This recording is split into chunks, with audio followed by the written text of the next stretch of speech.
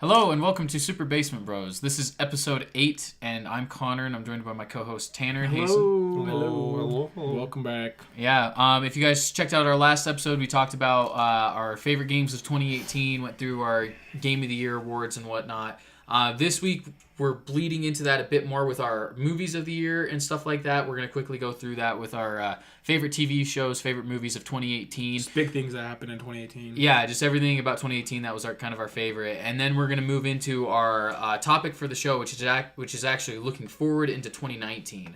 We're going to go through all the major release dates of movies and video games, talk about what we're looking forward to, what we're excited about. There's a lot of major releases this year. It's going to be exciting times for if you're a fan of pop culture. It's a big year for that. We have Avengers 4, Star Wars Episode 9, just to name a couple. Right. It's going to be insane. It's the last of the Disney is going to dominate this year. It's the last Star Wars really of the trilogy, right? Yeah, the last Star Wars of the Skywalker saga. That's crazy. Too. So we're gonna get all of the resolved. It's not even a saga at this point. It's like a friggin' nine movies. Yeah, but yeah, we thank you guys for joining us. If you don't know what we are, we're basically a podcast that celebrates the world of entertainment. We love pop culture, movies, video games, all that jazz. If you're a fan of that, this is the show for you. We all have very diverse opinions about it, and we also share a lot of similar interests, so it kind of works well, and we love to hear your guys' feedback and what you guys enjoy in the world of pop culture. We'd love to get all that feedback, and then follow us on social media, right, Tanner? Right, so on social media, we have an Instagram, it's just Super Basement Bros. Then we have a Twitter, which is Basement... Super Bros Videos. Super Bros Videos. At Super Bros Videos. At Super Bros Videos, and just go check us out, guys. We have a Facebook, we have, of course, a YouTube, we have some SoundCloud episodes. Just follow us, talk to us, interact with us. We'd love to hear from you guys, and just let us know about your guys' favorite and most anticipated games you're looking forward to in 2019, favorite movies, things you think might happen in 2019. It's going to be a big year where you have a lot of big games, a lot of big movies, like he was saying. A lot that hasn't even been revealed. I mean, think about it. We haven't had any of the big stuff. Comic-Con, E3. E3 is still coming up. Yeah, there's going to be more stuff that's going to surprise us for this fall. Think about Smash Bros. Smash Bros. When did it get announced? It didn't even get announced till March of this last year. And then it came out that same year. Yeah. So it's like... There's going to be a lot of things that are going to surprise us for sure. And this is episode 8 of the Super Basement Bro Show. Check out our other limited run show, the Super Smash Cast. It's on temporary hold right now because we're only going to do episodes when the DLC drops. But please check that out if you enjoy Super Smash Bros. That's a podcast for you. And then, this episode's going to be a little different than our traditional episodes because we're not going to go into the news or releases for the week. We're actually going to focus entirely on our topic and stuff like that. Because it kind of blends in. Yeah, because it all bleeds together. But we're going to start out with our movies of 2018 since we didn't get to talk about that in our last episode. So I'll go ahead and start. I have a top 10 list of my favorite movies of the year. I tried to organize these as best I could in order of leading up to my favorite, to my movie of the year. That's what I did with mine. However, there is some overlap. Like, I could totally switch them up, a lot of them. Like, I enjoyed my number 10. I enjoyed almost as much as my number 1. So it's tough to really say. And I have a lot of honorable mentions this year. This year was a really good year for film, in my opinion. Also, while it's on my mind, I just want to shout out, in a couple weeks, look forward to a little Sundance preview. Sundance Film Festival. I'll be going to see a few films. I'm sure we will. Yeah, I'm sure Tanner will. We are all in Utah. Yeah, so we're right there. We're right there. Sundance is a big part of the yearly schedule that we usually do. So in a couple weeks, Sundance will be happening. I'll be attending a few films, and I'll be sure to report on them and talk about them on our podcast that week. So look forward to that. Michael Jackson's thing. Yeah, it's going to be a 4-hour documentary. That's crazy. Yeah, so that's a little piece of news. They announced a Michael Jackson documentary about his scandals in the past and stuff like that. That is going to be 4 hours long. And it's going to Netflix crazy. After. HBO actually. Oh, HBO. But yeah, right. Literally a week after. It's going to some streaming service right after. It's a little unfortunate because there's this trend lately with Sundance movies where they premiere at Sundance, and then if Netflix buys them or HBO, they literally sometimes premiere a week later on Netflix or HBO. So a lot of times it's almost like, is it even worth it to see it at Sundance? Yeah. Because it costs quite a bit. It does. Sundance is not cheap. So you're pretty much seeing movies months in advance. There's a movie that I saw at Sundance in 2017 that still isn't out. Yeah. No, That even still like hasn't been we released. went and It's saw a movie 2019 Wind now. River. Wind River. We literally Yeah. saw it, and then a year later it came out to theaters. Yeah. Like you're pretty much seeing a lot of Sydney these Hall's movies another one that I super- saw, and it came about a year and a half after it premiered at Sundance. So there's sometimes where they go a long time, but with streaming services, the beauty of them being able to just to drop it whenever is they can just Speaking of streaming Put it service, on did you hear anytime. Amazon? They said that they're supposedly working on a video game streaming service. really Yeah, like like a GameFly, like a but not really. like It's more like a rumors. Netflix, but for video games. So like a Game That's Pass. kind of what Game Pass is kind of trying to be. Exactly, but I guess that's what the CEO was saying Huh. in an interview. So that would be sick. Like, That'd be I'd interesting. love to see that. If that was a big thing in 2019, I mean, that would change a lot of gaming and need It for only really consoles. worked for PC though, That's the thing. That's is true. I think, wonder, would you need a console? because Microsoft's not gonna let it come to their console. That's what I No was way. thinking. Unless And Amazon then made their PlayStation own. has PlayStation View. Yeah, or Unless PlayStation Amazon- That's now. not going, Yeah. yeah, Unless- PlayStation Now. It's not going there. Unless they like And partnered up with Switch certain has- companies and there's made their no own way console. Switch is gonna have that. No. Well, unless Yeah. they made their like own kind of console, like almost like a Roku thing, It could. and they It's gonna be partnered tough up with right like now. Bethesda and added. It kind of just had Steam on it. That would actually be an interesting topic for another day, is when we talk about Yeah. the future of these video game streaming service. Because we talked a little bit about the future of streaming services, but I'm But not interested video in game, yeah. about the future of video game streaming services, because that's definitely gonna thing. happen. I mean, in the because like next as few of right years. now, all we have as far as like renting a game besides wanting to buy it is Redbox and then Xbox Game Pass. Like Yeah. otherwise, there's no real way to I mean, just GameFly try a and then, game. Yeah. Yeah. Anyway, we'll save that for another day, but we're going to go ahead and get into our movies of 2018, our favorite movies, and also TV shows. I'll go ahead and start with my some of my honorable mentions. Do you guys have some that you Honorable mentions? Yeah, any honorable I mentions, do. stuff like that? Okay. So I have 3 honorable mentions. Okay, do you want to do one? And then One? do Yeah. Okay, let's go with my first one is Jurassic World. Oh, I totally forgot about that this year. Yeah, I really enjoyed Jurassic Fallen World. Kingdom, the second. I'd probably say that too because it's not in my top 10, but it was decent. I only have 8 total movies. I only did a top 5. Gotcha. So Jurassic World was in my top 5, and then I remembered there were All some the good other movies ones. Yeah. that came out this year. So yeah, Jurassic World. Yeah. You see, I totally forgot about that. wasn't too big of a fan.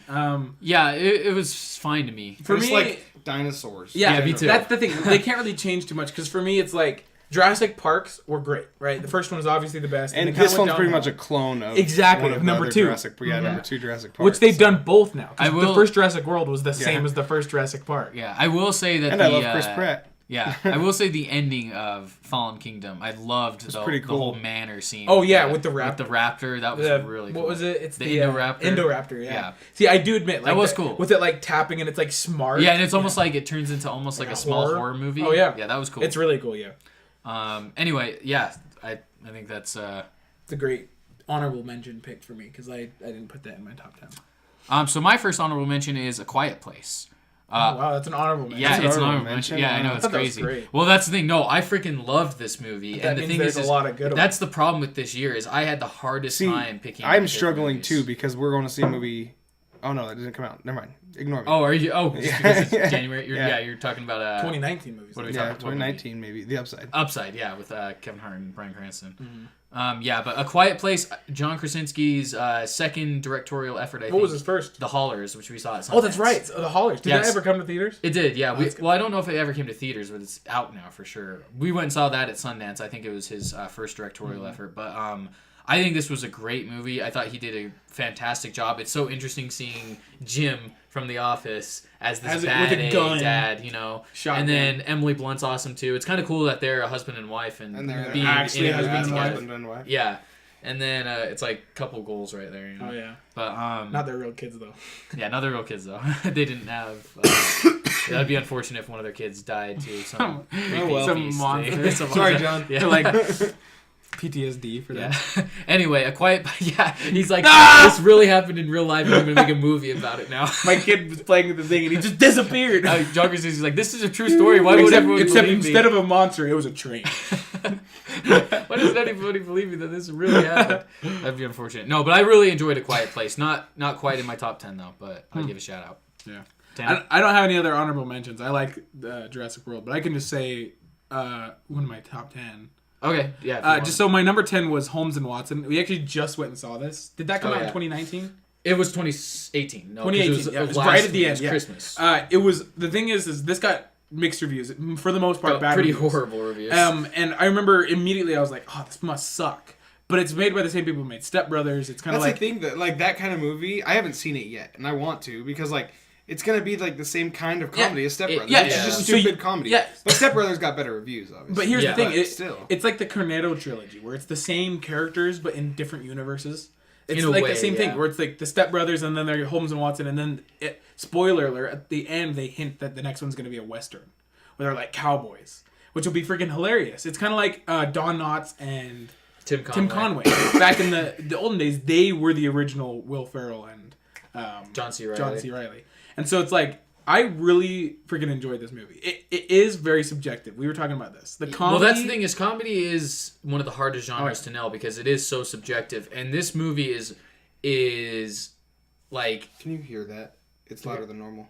Yeah, no, you can't hear it on this. Yeah, it's all good. I'll turn it down. You can hear it on the camera. I'll turn it down just in case. But no, yeah, this movie is about as subjective as it can be because it's such a specific kind of comedy, and the reviews, I totally understand why they hate this movie. Well, that's what I would say. Like, there would be a joke in the movie, and I would know immediately. Yeah. Like, to me, it was funny. I was like, haha. But then I'd be like, some people are going to be so offended by that. Like, holy cow. But, like, immediately I knew that. And so, I personally... Hold on, this way. No, you're good. You okay. Keep going.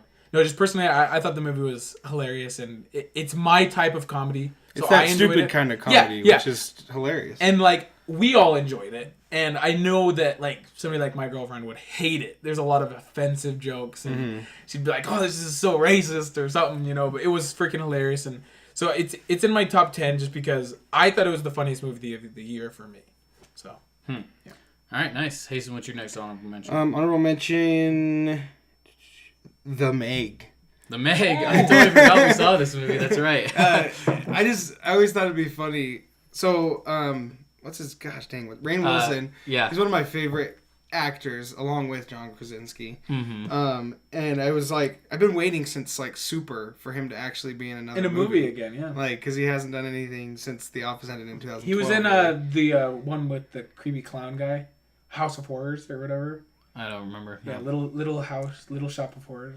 Little Shop of Horrors. Yeah. But the Meg, and I was always like, I was so excited to go see this because I was like, I know Jason Statham's gonna beat up a shark barehanded. Are you serious? It was funny. Did he actually do that? Well, it was funny because before me and Hasten went and saw it, Hasten was like, I'm willing to bet there's a scene where Jason Statham punches the shark. No way. You guys are lying. I think, no joke, it actually happens in the movie. No, I think that's why I didn't want to see that movie. He kicks it, but it's still there's like... legit a scene where he's like, bop, or he's kicks gonna it or punch something. a megalodon shark. Yeah. Oh my gosh, dude. Oh. It's gonna be hilarious. That movie is those the definition. Cheesy shark movies, that movie is the definition of dumb fun. Like Sharknado. It's totally, it was definitely totally stupid over the top, but it's fun. Cool, it's a good time. Twist a little bit too to it. So yeah, but the Meg. Nice. So my next honorable mention is 8th Grade.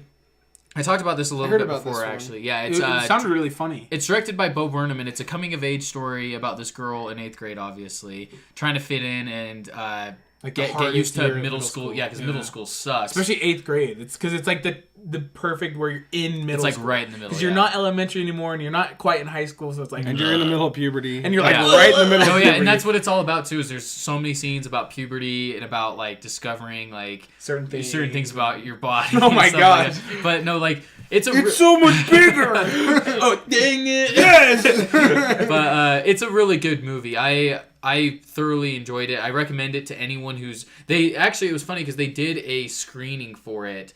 So it's rated R, but that means no kids could go see it. No middle school kids could go see it unless they had a parent or guardian. And so they did this thing where on opening day or something like that, or a week later, they did a specific screening where they allowed any kid to come in and see it without a parent. I don't know how they got away with it, but it was like one specific screening on one day or something. Why is it rated R? It's rated R because it's about middle school. Think about the things kids say in middle school. It's an accurate representation of real middle school. It's not like a fake middle school. It's kids are dropping the F bomb. Does it show like show stuff? Is that why? Well, it doesn't show stuff. No, it shows kids saying the F word or something like that, and like because that's how middle school really is. I'm sure there's like bullying, there's bullying, scene, fighting. Oh yeah. No, and there's some really uncomfortable like scenes too. It's an accurate representation of what middle school is. Yeah. And so that's what I really liked about it. Is it was a bit more honest than like I like that too, fun middle school. Most of these coming of age movies you see, they're all high school. It's like, oh, how you go through high school and how difficult high school is. High school's fine. Yeah. Get over it. High school can compared be fun. to middle. Compared to middle just school, boring. they finally have a middle school aged movie, which Yeah. I think is the hardest And time I think of life. I think it's pretty common for most people to agree that middle school is the worst out of all the schools. Oh, easy. Like people even say to this day, like, oh, you'll ask teachers and they say, yeah, middle school is the worst time of my life. Like, I'll be like, are you serious? Like, yeah, I think middle school is universally considered the worst out of all the three. Just because of everything steps going you have on. or whatever. Yeah. But I really enjoyed this movie, and it's getting great accolades, which it's totally deserving of. Cool. Is it on Netflix or anything? No, not yet. Because I want to watch it, but that's cool. Did you already say one then? You said your number 10? Yeah. Okay, Yeah, so I'll just do my number 9. My number 9 is The Crimes of Grindelwald, Fantastic Beast. I love this movie, and the only reason it's my number 9 is because there was a lot of great movies this year. Mm-hmm. I personally love this movie. I love the Harry Potter universe. I love especially this Fantastic Beast. Compared to the first one, the first one was great, right? But it was hard to get used to because I'm so used to Harry Potter and the English and all that. But then this one set it in stone. There was so much more magic. There was so much more of like the crazy world building things happening, and the new characters being introduced, crazy twists about some of the main characters, and it's such a great movie. And personally, I think Johnny Depp is the perfect person for Grindelwald. He's such a great actor, and he made the movie for me. Like, just every scene with him, how cool he is, and yeah, I love it. Yeah, I agree with you that I enjoyed Crimes of Grindelwald Better than the first better than the first one. See, I thought the first one was fine, but the second one, it really built the world, and it actually reminded me of Harry Potter. It compares to Harry Potter, it too. felt like the Harry Potter wizarding world. Right. Like, the first one was, like you said, it was a bit more, it was different. It was more And I think it's because they were trying to create a new universe world. first. They were trying to make you care for this character. Newt Scamander. And that's another thing too, is they have done a good job of that. I love Newt Scamander. And even He's like one the of my favorite girl and characters. the fat guy. Yeah, it's funny They're freaking because awesome. in the first Fantastic Beasts, besides Newt, I didn't really care for the other side characters. I was like, But now, some of the directions they went with the characters in the second one, like, I guess I won't spoil anything. But there's some things with characters from the first Fantastic that you'll be Beasts like, that they'll go in a direction that you're like, whoa. Or like, yeah, and they heck? do such a good way of building them by having certain ones getting like relationships, or have them talking more, and have them appear more in the show. Because like in the first one, there's a specific character. What's her name? Candy. Tina. Or no, Tina is... No, Tina's the black haired one. Yeah, it's the blonde. Yeah, the blonde one. She's like, she can read minds. She didn't really have a backstory. You know, we didn't really care for her. Minds? Yeah, she didn't. I could care less if she was there. Yeah. But this one, they built her character, and they actually made me be like, oh, she's actually a cool character. And, Yeah. You know. One thing I loved about this one is the opening too is really cool. Slight spoilers for the very opening, but it's Grindelwald breaking out of prison, and he's like, and it's in the rain and stuff. Well, and it's also, really cool. Spoiler alert: there's actually some scenes from Hogwarts, which is sick. Yeah, that's it in the actually trailers. Shows Hogwarts so. again. It's got Dumbledore. It's got the old music. It's got kids from Hogwarts. So Yeah. I think it's just like, if you loved Harry Potter, that's the thing I was gonna say. Is the first one was great, but it was its own thing.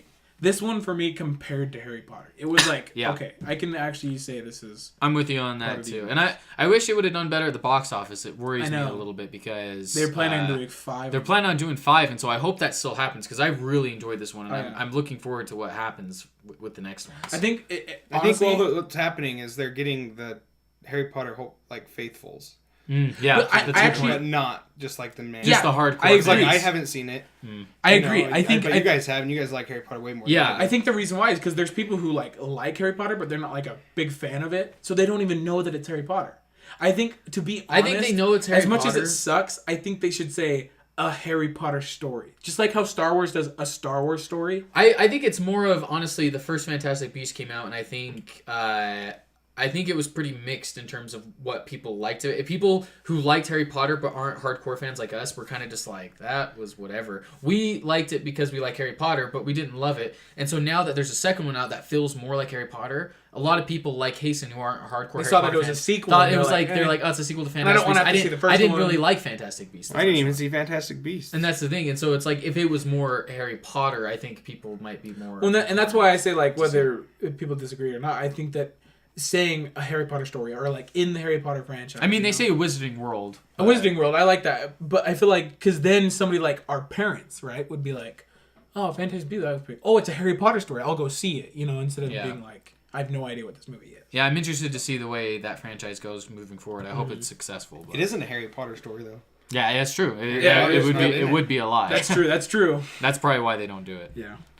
But it's actually funny. Quick side note is they just announced the official title for Hobbs and Shaw, which is the Fast and the Furious spinoff with Dwayne Johnson and Jason Statham, and they have officially called it Fast and the Furious Presents Hobbs and Shaw. Oh, good. Because they want the people to be title like, huh? recognition. Because if it was just called Hobbs and Shaw, people would just be like, huh, it's Dwayne Johnson and Jason Statham in this movie. Yeah. But now they know it's I think it would still do well because it's got Dwayne Johnson. Johnson doing another movie. Yeah, they'd be like, And where he's a bad A freaking... But not only that, he's muscle-bound man. He's working on like 5 right now. Yeah, I just want to see him jump into like a film. 5 movies. I He swear. was like an office person. I follow him on And, Instagram. I want him to just like wear a suit that makes him not look buff, and then Yeah. like at the end of the movie, he's just like, goosh. I follow him on Instagram, and I swear, like every 5 seconds or every like 5 days, he's like, "Oh, I'm working on Him the and movie." Kevin Hart are kind of Central, like workhorses. I think in, the in universe Central right now. Intelligence, there's actually some scenes where he dresses up in a fat suit. Oh yeah, and he's like, and it looks really. Oh, it funny. is. Yes, there is. And it It's looks really hilarious. funny to see him in it. It's like, whoa, that's what Dwayne Johnson would look like fat. Anyway, that's a good movie. I forgot about that one. I haven't That's never funny. seen. I actually haven't seen it all. It's the a way through. I've hilarious only seen movie. parts. What's your next one, Hazen? Next one for me was Rampage with Dwayne Johnson. Mm-hmm. I don't know if you did. You guys see this? I did. Yeah, I thought it was one of the best. I liked the action scenes. What got me to put this in my honorable mentions is the action scenes. Yeah. And then you grow a connection to a monkey. Yeah. Which is crazy, but like Even though he's like destroying the freaking world, you're like, oh no. no, this monkey's good, and it's like hilarious when the monkey flips Dwayne Johnson off, and he's like, yeah. no, don't do that. I will admit though, some of Dwayne Johnson's scenes were a little cheesy. Like that's kind of what I Johnson in expected general. watching the movie though. I went in there expecting Yeah. like just absolute trash. I think if and you I came go- out happier than I was. Exactly. I think if you go into that movie with the right mindset that it's just gonna be a cheesy, crazy- dumb, stupid movie. Well, like the that only way, one on my then you'll enjoy list it. at all that I watched at home, other than Netflix original. Oh wow. Oh really? So Yeah, we went and saw it in theaters, and one thing is, if you grew up with like the Rampage video game, Oh, yeah. I think It does it I think it justice. delivers on the Rampage game. I mean, Like, it has everyone it's- in it. Lizzie.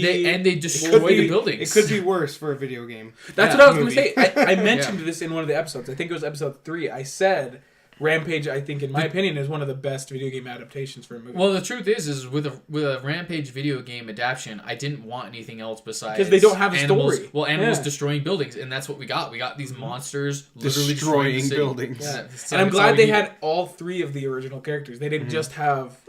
Just the gorilla. Just or the just gorilla. what's the his name? Alligator. Bruce? No, it's not Bruce. But But I just know Lizzie. Lizzie's the Yeah, one. Lizzie. But, Lizzie the lizard. yeah, and the wolf was freaking sick. Wolf was Wolf cool. was The cool. wolf was cool. So The lizard, I felt like did the most damage though. It didn't come in until probably the very is end, though. very Godzilla. Yeah, Like. It didn't come in it until did the some very end. intense stuff though. I liked the way they killed each other too, the monsters at the end. Like Yeah. that was cool. I guess spoilers. Whoops. You But, can't tell that's coming. yeah. Something's wrong with you. Have you done all your honorable mentions then? Yep. Okay, so I'm going to just go through my last 3 honorable mentions. Oh, so we you can haven't catch even up. gotten to your I haven't list? even gotten my Yeah, list. we gotta yet, hurry So I'm going to be quick. So First Man is my next honorable mention. This is Damien Chazelle's next movie. He's done Whiplash and La La Land. And for me, he's 3 for 3. I think he's nailed every single one of his movies. This movie is awesome. The best part of it to me was the soundtrack by Justin Hurwitz. I think it just won at the Golden Globes too. It's freaking awesome. It's a great movie. The only problem with it for me is it's kind of a been there, done that story. It's about going to the moon. It's a moon landing story. And I feel like we have so many of those. Martian. You know, even though they're not like Even the though moon. the thing is, this one's about Neil Armstrong, which is super cool. But I don't know. I feel like the movies about going to the moon, I've seen plenty of them. But this one is really good. I wish it was getting a bit more attention. I feel like it's kind of getting forgotten about at the award season. But I think Damien Chazelle is great, and he's 3 for 3 for me. Next honorable mention is Sorry to Bother You. This was a Sundance movie, and this movie is freaking insane. Like, this movie starts out, and it seems pretty normal, and about halfway through, you're like, what the frick is happening now? Like, I'm gonna go slight spoilers with this. If you haven't seen it, if you haven't seen this, I wouldn't say this is like spoilers for the ultimate story. I think this might get people to actually want to watch it. Is like, so the main character is a black guy, and he's working in this call center or whatever. And if he's trying to work his way up the ladder to get to the upper levels of this building, you know, to be like a higher and more important worker. And so he starts putting on what he calls like his white voice. And so he becomes. You guys know who David Cross is? Oh yeah, From Alvin and the Chipmunks. He's Crane. From Crane. Yeah, he does the voice for the black guy as the whitest voice. Yeah, David Cross has the whitest voice, and so it's this black guy doing David Cross's voice, and he's like talking in David Cross's voice, and he's doing it, and it's making him go higher up the ladder chain. And the end of this movie is freaking insane. I wish I could spoil it.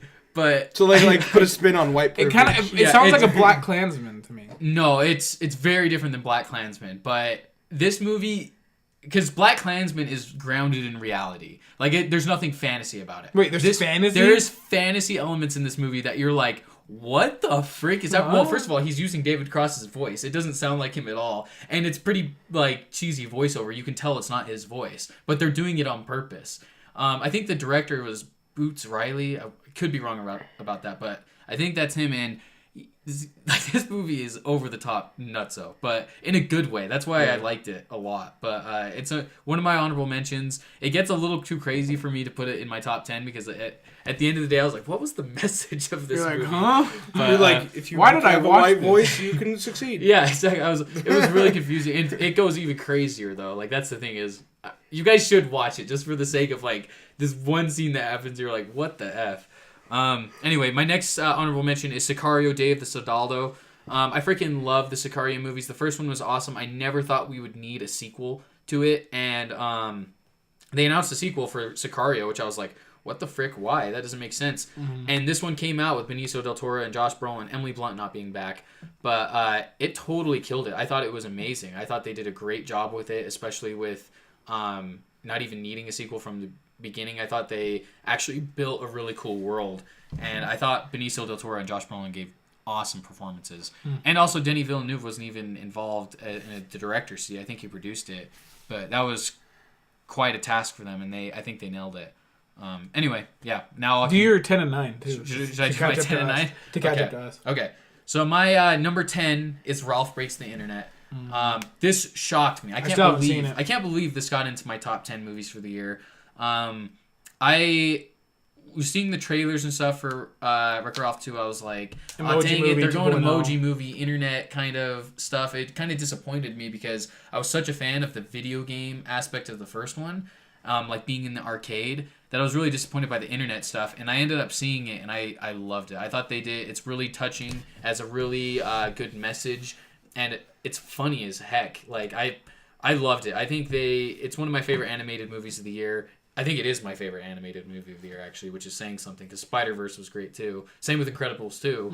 But Wreck-It Ralph is my number 10. Number 2. And then that's your number 2? No, Wreck-It Ralph 2 is my number 10. Is your number 10. Now do your number 9. Okay, and so my number 9 is Annihilation. This had Natalie Portman. I've heard it's a science fiction movie. Oscar Isaac's in it, too. The crazy one, kind of like Interstellar.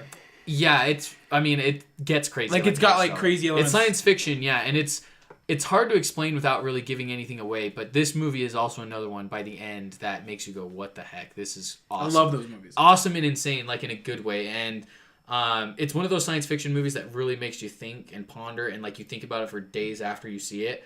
And that's why I put it so high on my list at number 9, because it was... I still remember the end scene and being like, what the heck did I just watch? And it kind of creeped me out in a good way. But yeah, I highly recommend that one. It actually came to Netflix in every country but the U.S. Are you serious? Which is really stupid. But yeah. Anyway. U.S. is the best. America. Yeah. Anyway, Tim, what's your number? Okay, I think we're on number 8. Yeah. So my number 8 is Incredibles 2. It was my favorite animated movie. Granted, I didn't see Ralph Breaks the Internet or Spider-Verse. So, which they're both great movies. There's a couple that I haven't seen. Yeah. I feel like I've seen a lot of the movies this year, except some of the best ones. So Incredibles 2 is awesome. Incredibles 1 is literally one of my favorite animated movies of all time. Same. And one of the best superhero movies. Oh, but yeah, easily. And Incredibles 2 was just a great... I wasn't expecting much from it, because I was like, Incredibles didn't need a sequel. But it really brought the message of like the importance of family and all this messages about like the importance of being together with your spouse and stuff. And I think it was really cool. It was a great way to make you feel more for the characters, because especially like Elastigirl, like in the last one, she was more annoying to me, like constantly being yelling and not really, I don't know, but like in this one it made me be like, okay, like it made her awesome. It made her pretty much the main character. She was the main compared character, to Bob, and so yeah, I love this one, and the twists and turns about the who the bad guy is, and you think it's this person. I totally saw the twist coming, but I still like it. Until I didn't see it until like about halfway when the bad guy said something specific in the normal person voice, and I was like, okay. Yeah. But I thought it was great. My best animated movie, so that's my number 8. Nice. Hazen? I have a 5. I'll go at 5. Oh, okay. Yeah. So you're doing top 5? Yeah. Right. Sounds good. So once you guys... Wait, so you're at your number 5? Okay. I know. No. Yeah, he did a top once 5. Once you guys get to 5, I'll go. Okay. So I'll start with I'll do my number 8 then. So my number 8 is Won't You Be My Neighbor? This was a documentary about Mr. Rogers from Mr. Rogers' Neighborhood. And this movie is so wholesome and so, like, this is a movie I wish everyone would watch or see at some point in their life. And it sounds super cheesy because it's, like, it's super, I don't know. It reminds you that, like, there's some people, like, people are good. Like, a lot of people are good. Most people are good. And this movie really makes you remember what a great guy Mr. Rogers was.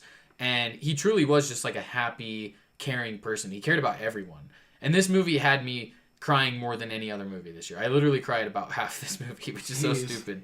But I freaking love this movie. I highly recommend it to anyone. Out of all the movies on my list, I think this movie appeals to everyone. I think everyone could watch this movie and gain something from it and like it. Out of all of my other movies on this list, this one is, I think, the most important that everyone sees at some point in their life. But that's cool. Anyway, yep. All right, so I think I'm on my 7. Let's see. So my number 7 was Solo: A Star Wars Story. It came out earlier last year, about I think May. For me, this got super mixed reviews. Some people hated this movie, which I don't know how, because I for don't me, know either. I thought it could be better than The Last Jedi.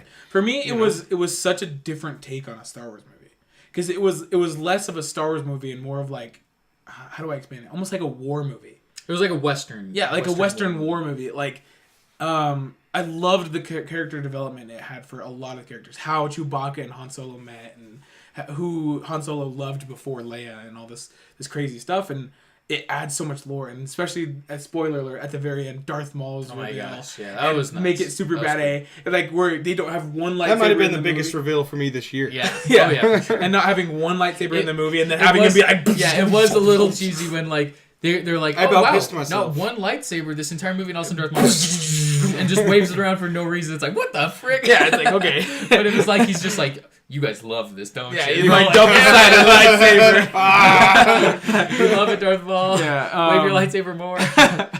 And I just thought it was awesome, why Han Solo became who he is, and why he doesn't trust a lot of people. Like, his freaking mentor, spoilers, like, betrays him and all this stuff. And what's his name? Woody Harrelson. I thought he did great.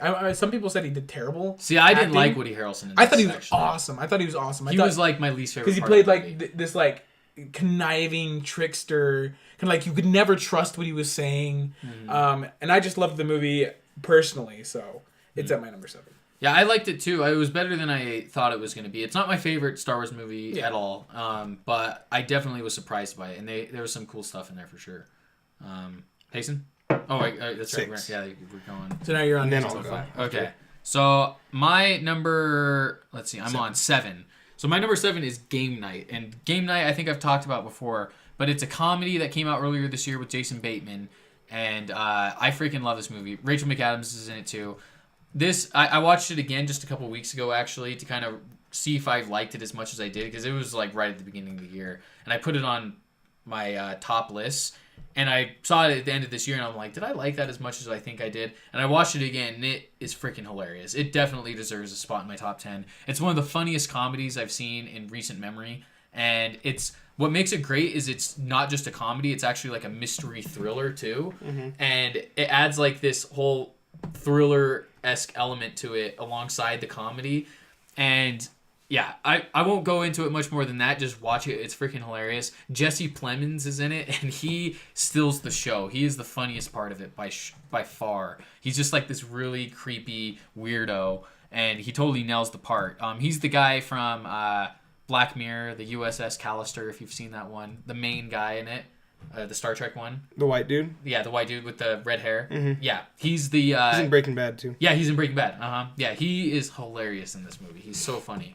Anyway, I can't recommend Game Night enough, actually, as a comedy. I say... That's weird for me, because, like, seeing the trailers, I wasn't expecting much at all. And no, then you came neither. back and you're like, it was amazing. I'm like, what? Yeah. Well, yeah, no, me neither. I saw the trailers and I'm like, we'll see. And I went and saw it and I was like, I was blown away with how much I liked it. Yeah. For me, it seemed like a Valentine's Day movie. Kind of like a Valentine's... Where it's like, you go watch it and it's like, oh, that was kind of funny. Yeah. Not really. It totally lives up. Yeah. What's the Valentine's movie this year? I don't know. Good question. No 50 Shades, so... Yeah. But anyway, Tanner, what's your next one? So I think I'm on number 6. So my number 6 is A Quiet Place, which we've already talked about. It's a super crazy adaptation to a horror suspenseful with no talking. You know, how they can initiate emotion without words. And we've talked the crap out of this movie. So, yeah, I love that. Anyway, all right. I actually have to do 6, huh? Yep. Mm-hmm. Okay. So my number 6 is Avengers: Infinity War. That's your number 6? Yeah, it's my number Holy 6. crap. So the thing is this is my favorite superhero movie of the year. It might be one of my favorite superhero movies of all time. I think this movie was the event of 2018. Yeah. This movie. This was the biggest movie of the past 10 years. Yeah, I would agree. I agree with Connor too, saying it was an event, because not only was it just the movie. It was video games. It was toys. It was like around the world. Insane. Everyone was like, a sensation. Thanos is real. Well, and also snapping. Yeah, and also like this movie was one of the craziest theater experiences I've ever had. Oh my god! I think we all went everyone's like was pumped. Yeah. Literally, not just the pumped, the ending. Well, yeah. So slight spoilers. If you haven't seen it by now, we're gonna spoil Infinity War. But spoilers. Like I remember sitting there in the theater with all of us, and Thanos snaps, and I didn't know what was happening for a second because everyone starts disappearing. I'm like, wait, what? Yeah, and all of a sudden my mind triggered, and I hear everyone in the theater just and then audibly, no, for real, the last 5 minutes of the movie, and I hear everyone legit was like crying when Spider-Man's like dying, and everyone's like, I was sitting there and I was like, no, I legit, Disney did it. Disney killed half of the entire Marvel universe. Yeah. It's the first which time, obviously it's not gonna actually stay that way, but still, I mean. I think half of them are going to be dead. Yeah, I think it one would way be or the other. The original. They're going to be the original. Yeah. But it was like for real the first time I've ever been in a theater, and I literally physically turned around and was looking at random strangers like. Yeah, I couldn't believe what I was seeing. Honestly, I was like, this can't be real. I was like, it's a dream. It's Doctor Strange's something, and nothing.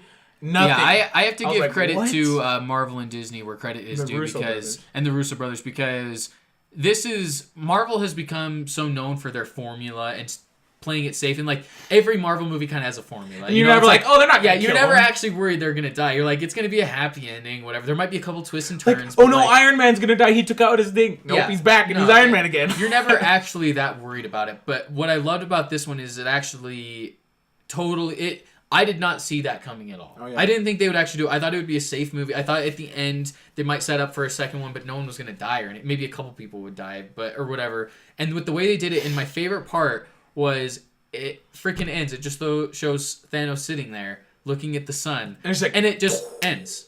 And you're like, I remember sitting there in the theater. I'm like, no, that's not the end. And the credits are going, and I thought they're going to show something. Yeah. No, the thing is, it's fake. Well, credits. yeah, no, that's what I was thinking. I was like, are they going to freaking do fake credits right now and play the credits for about 2 minutes and also just cut them halfway and start the rest of the movie? Mm-hmm. I thought for a few minutes they were, because I'm like, honestly, I was loving the movie so much too that it only felt like an hour long. 45 minutes, yeah. Even though it was 2 hours or over 2 hours. It was almost 3 hours. It was almost 3 hours, yeah, but it felt like an hour. It didn't feel that long. So the new one's going to be longer than any other. I hope so. I think it's confirmed already. Yeah. It's like that's going to be so. I think it's like 3.5 hours. That's one thing that I love about Marvel movies is they go so quick when you're watching them. Like they do not feel like 3.5 hours, 2 hours. Well, they're not 3.5 hours. But no, I didn't mean 3.5, but I'm just saying like almost up to 3 hours. Like this movie in theaters for me was one of the coolest theater experiences I've ever had. It might be my favorite theater experience of all time, just because I remember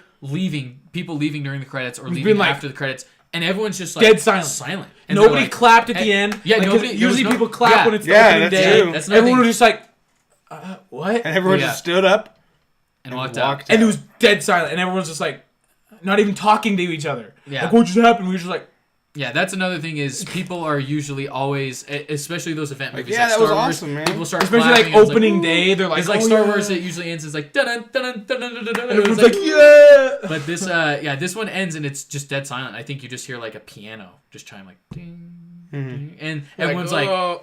what the F just happened? And nobody was clapping. Yeah. Like nobody. No. And everyone just walked out, and I heard everyone talking about it. Every single person in the theater was talking about it. Like how what? did they do that? How What? did that just happen? No way. I'm so glad. And it saying didn't like get spoiled theories for and me. stuff. I know. Because that would have sucked. And now, And now this next one, I have to go day one. oh my gosh, yeah, You we can't gotta even get tickets. As soon Did as you they go on wait? sale. No, he was with us. Oh yeah, was you with came you with guys. us. That's right. I was like, I was anybody- like, because like I know I'm gonna get it spoiled. Yeah. Because I go on the internet, and then that day there was those. There was the memes, there was the snappings and- snap well, memes. yeah, and that's the thing is like I know a couple people that waited, and I'm like, how? How can? Because like, and they didn't get it spoiled for them. I'm like, how did you not? Did you not see the memes? Did you not hear people saying stuff? And Yeah. oh, half the Marvel characters are dead. I don't know. Yeah, Avengers: Infinity War is one of my favorite movies of this year for sure, Mm-hmm. and I'm super excited for Endgame now, which we just have literally a couple months, which is nuts. April, so it'll be right around the corner. All right, Yep. Darren, what's your next one? All right, so this is my number 5. So we're getting in the top 5. Wait, what are you at? He was, I'll be that at was five, that too. was his that was six. my 6. So my number 5 is The Nun. Oh, Nun. I totally forgot about this movie, but I loved it. It's in the Conjuring universe. I love that universe. I used to hate scary movies, but honestly, I love them now. Especially like this, like poltergeist kind of like demon-esque. And it was really scary for me. For me, it wasn't as scary as I thought it was gonna be. It was more suspenseful and cool, because for me, like The Conjuring is the scariest movie of all time. But the Nun was more cool with like the choirs and like the cool scenes where like the cross is turning upside down. The choirs, like the Roman Catholic choirs in this movie, were awesome. Like There's a spoiler alert. There's a scene at the very end where she's going to kill everyone, and she's rising out of the holy water like, and she has the blood of Jesus hanging around her neck, and it's like this choir like, and she's got like blood hanging down her mouth, and it's so freaking dope. And I'm like, this is so sick. So for me, like that alone, and like the time period it places in. The look of the castle and it's really cool. Setting wise, I loved it. Yeah. I thought the setting was great. I liked the whole atmosphere of it and the music, like you were saying. And like I said, I was a little disappointed that it wasn't a little scarier, but like I said, it made up for it with its. That was the thing for me is I love the Conjuring universe, but this movie did not scare me like whatsoever. No. And that's I think there was like one or two good. I'm scares. sure there for certain people it would scare them. Oh, yeah. Just nuns don't really Yeah, scare but me. like the scenes that scared me wasn't because it was like a nun. It was because it was a jump scare, you know. And it'd be like it would be just kind of like but I wanted like the Conjuring feeling where it's like the entire time you're like, am I gonna die? Yeah. Yeah. So Nice. But it was great. Sweet. All right, now we're gonna get into Hasten number 5. So my number 5 was Bird Box. Oh, nice. Which I think this comes closest to the phenomenon of Infinity War. Like it's For Netflix? the closest thing to Infinity War that happened, because like all the, like on the internet, everyone Bird started Box talking about challenge. this. I think it was became what John huge. Krasinski wanted Quiet Place to be. Like I think, how big it was. I think it was. The difference is the with idea. Bird Box being on Netflix, everyone It was has a access bigger to range it. of people. Yeah. And it was. I mean, anyone has. I Netflix, love it. I honestly love Netflix as a service because I love being able to just watch this. Like I just anytime you sat want. down in my house and watched it. I didn't come to theaters and I had to buy a ticket or anything. Yeah. But yeah, it was a great movie. I'm sure we'll be talking about it again. Oh, yeah. Somewhere here, so we'll get into it then. Okay. Yeah, we'll save more for it. All right, number 5. So my number 5, let's see here. My number 5 was Black Klansman, and this movie is freaking awesome. I know I say this about a lot of my top 10 because they are, but it was directed by Spike Lee, has Adam Driver in it, and Denzel Washington's son. I'm trying to remember his name. He's the lead actor in it, but something Washington, and he totally kills it. I think this is one of his first roles. I'm sure he has others, but this was definitely one of his breakout roles, and he crushes it.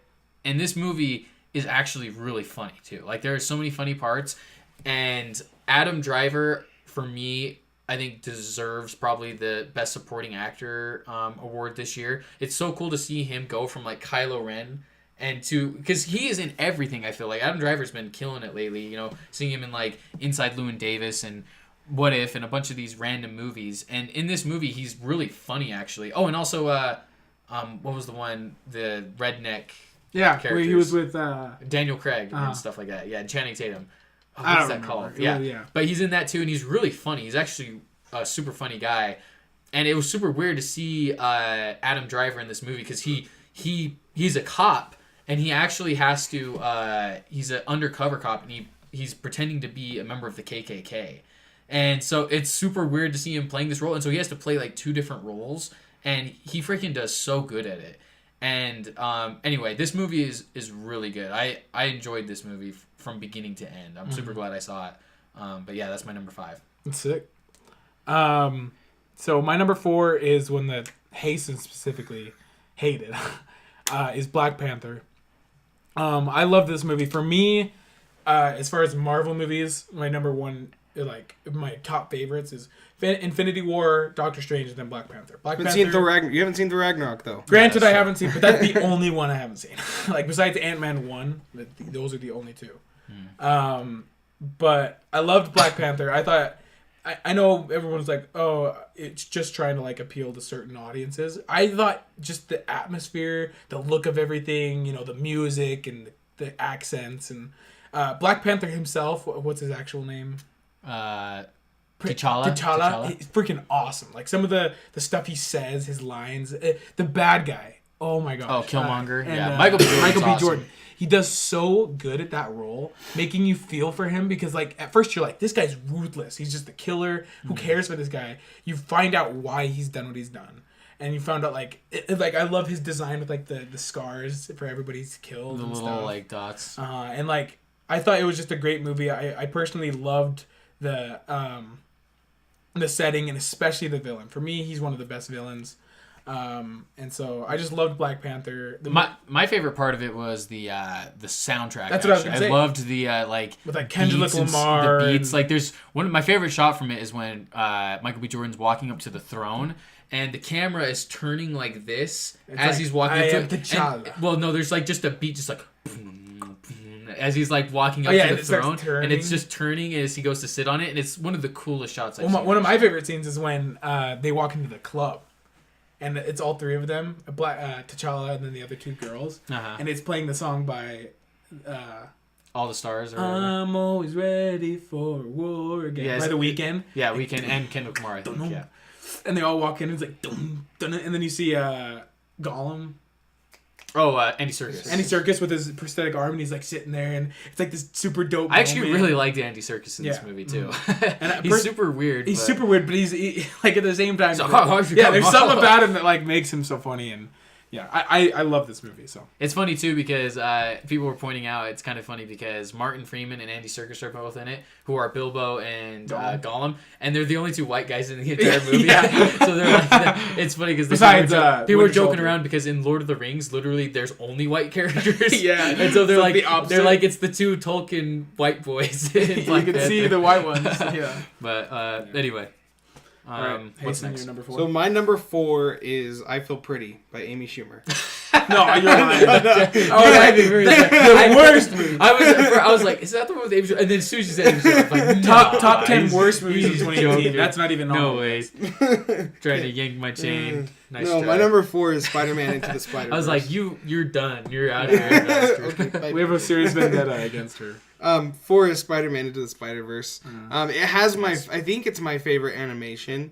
I got a little sick when I first, like, the first few scenes, I guess. Yeah, me too. Because we've seen it in 3D. Yeah. It's kind of weird to see in 3D. That but, kind of threw us off. It's like a comic. The animation in this thing is awesome. It has so many colors that your eyes are almost like, what the frick is happening right now? And then the story, too. I mean, it introduces you to Spider-Man that you didn't even know existed. Yeah, the whole like, Spider-Verse, yeah. There's like a Japanese spider. Yeah. I was like, what the heck with that one? Yeah. And but yeah, Spider-Man Into the Spider-Verse 4. Spider-Verse. Spider-Divorce. Very sad movie.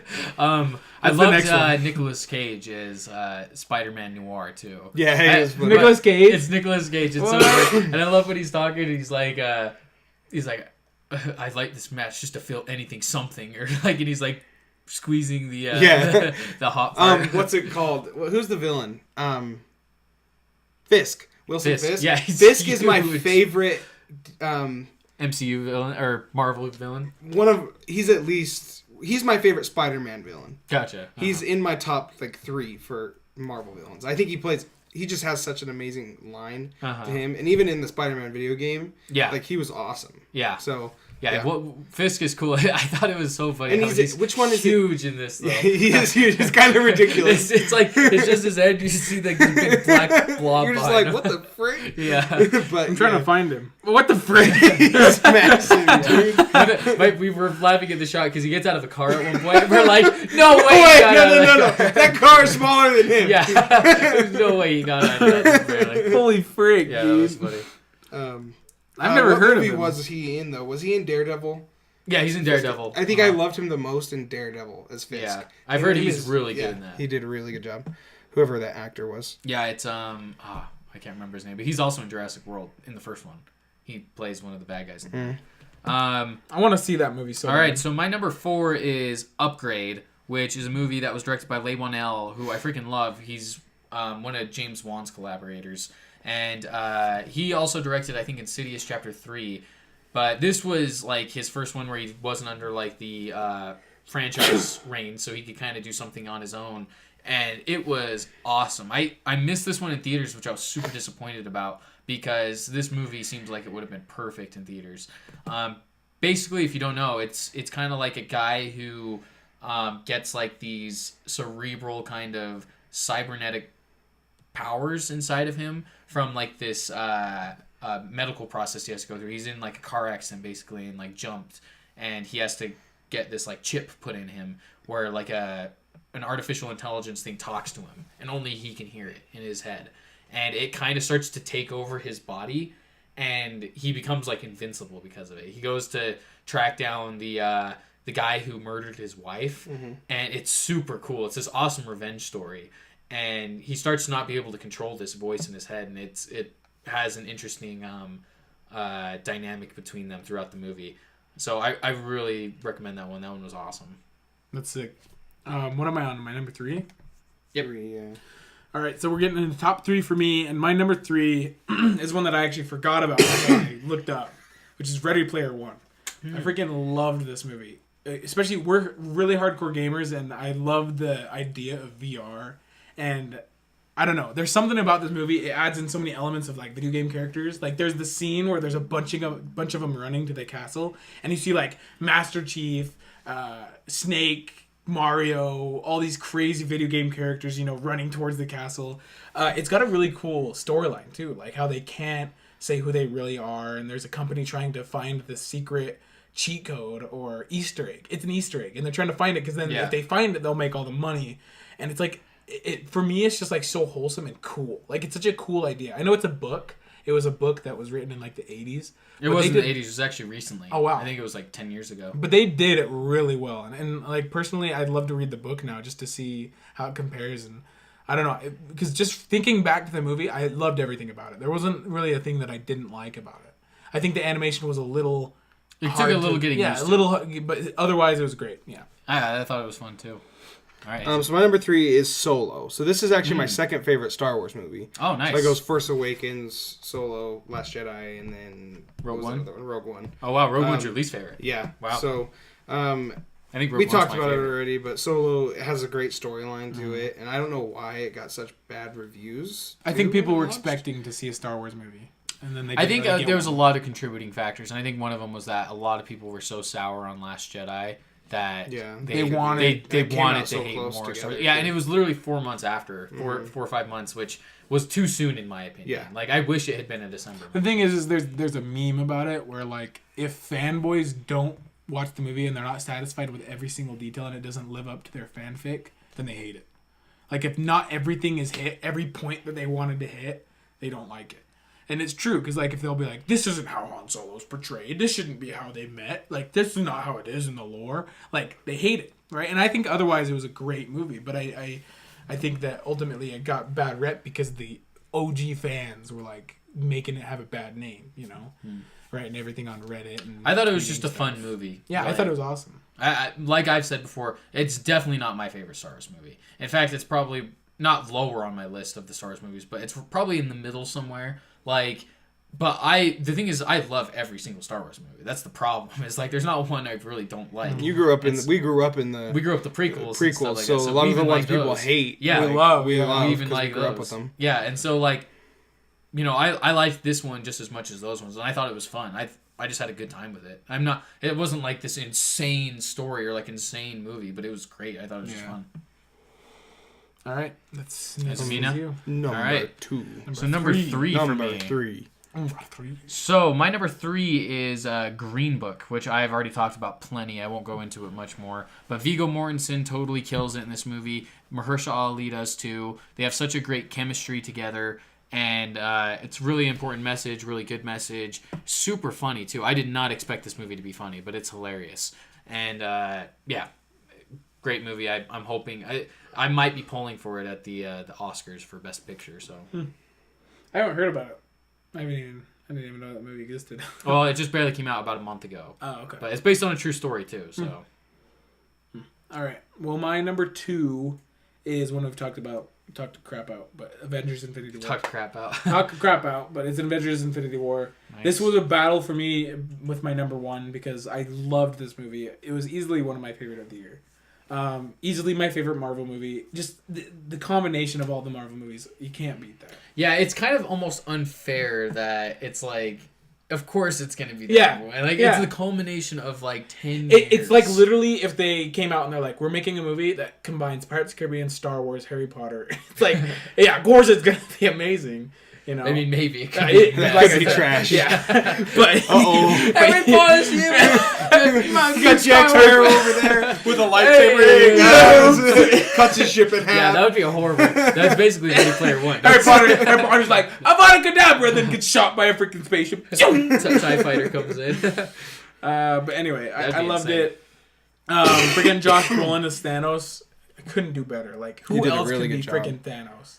Like, holy cow. Yeah, I actually enjoyed Thanos. One thing I don't understand is people do this thing where they're like, I actually felt for Thanos and I was sympathetic. I do. I didn't at all. I'm like, how? No, don't get me wrong. Let me finish. I loved Thanos. We can't get into this, though, no, because this is too much. I know, but I loved Thanos. I loved Josh Brolin's portrayal. I thought he was a great villain. I think he's probably the best villain the MCU's had.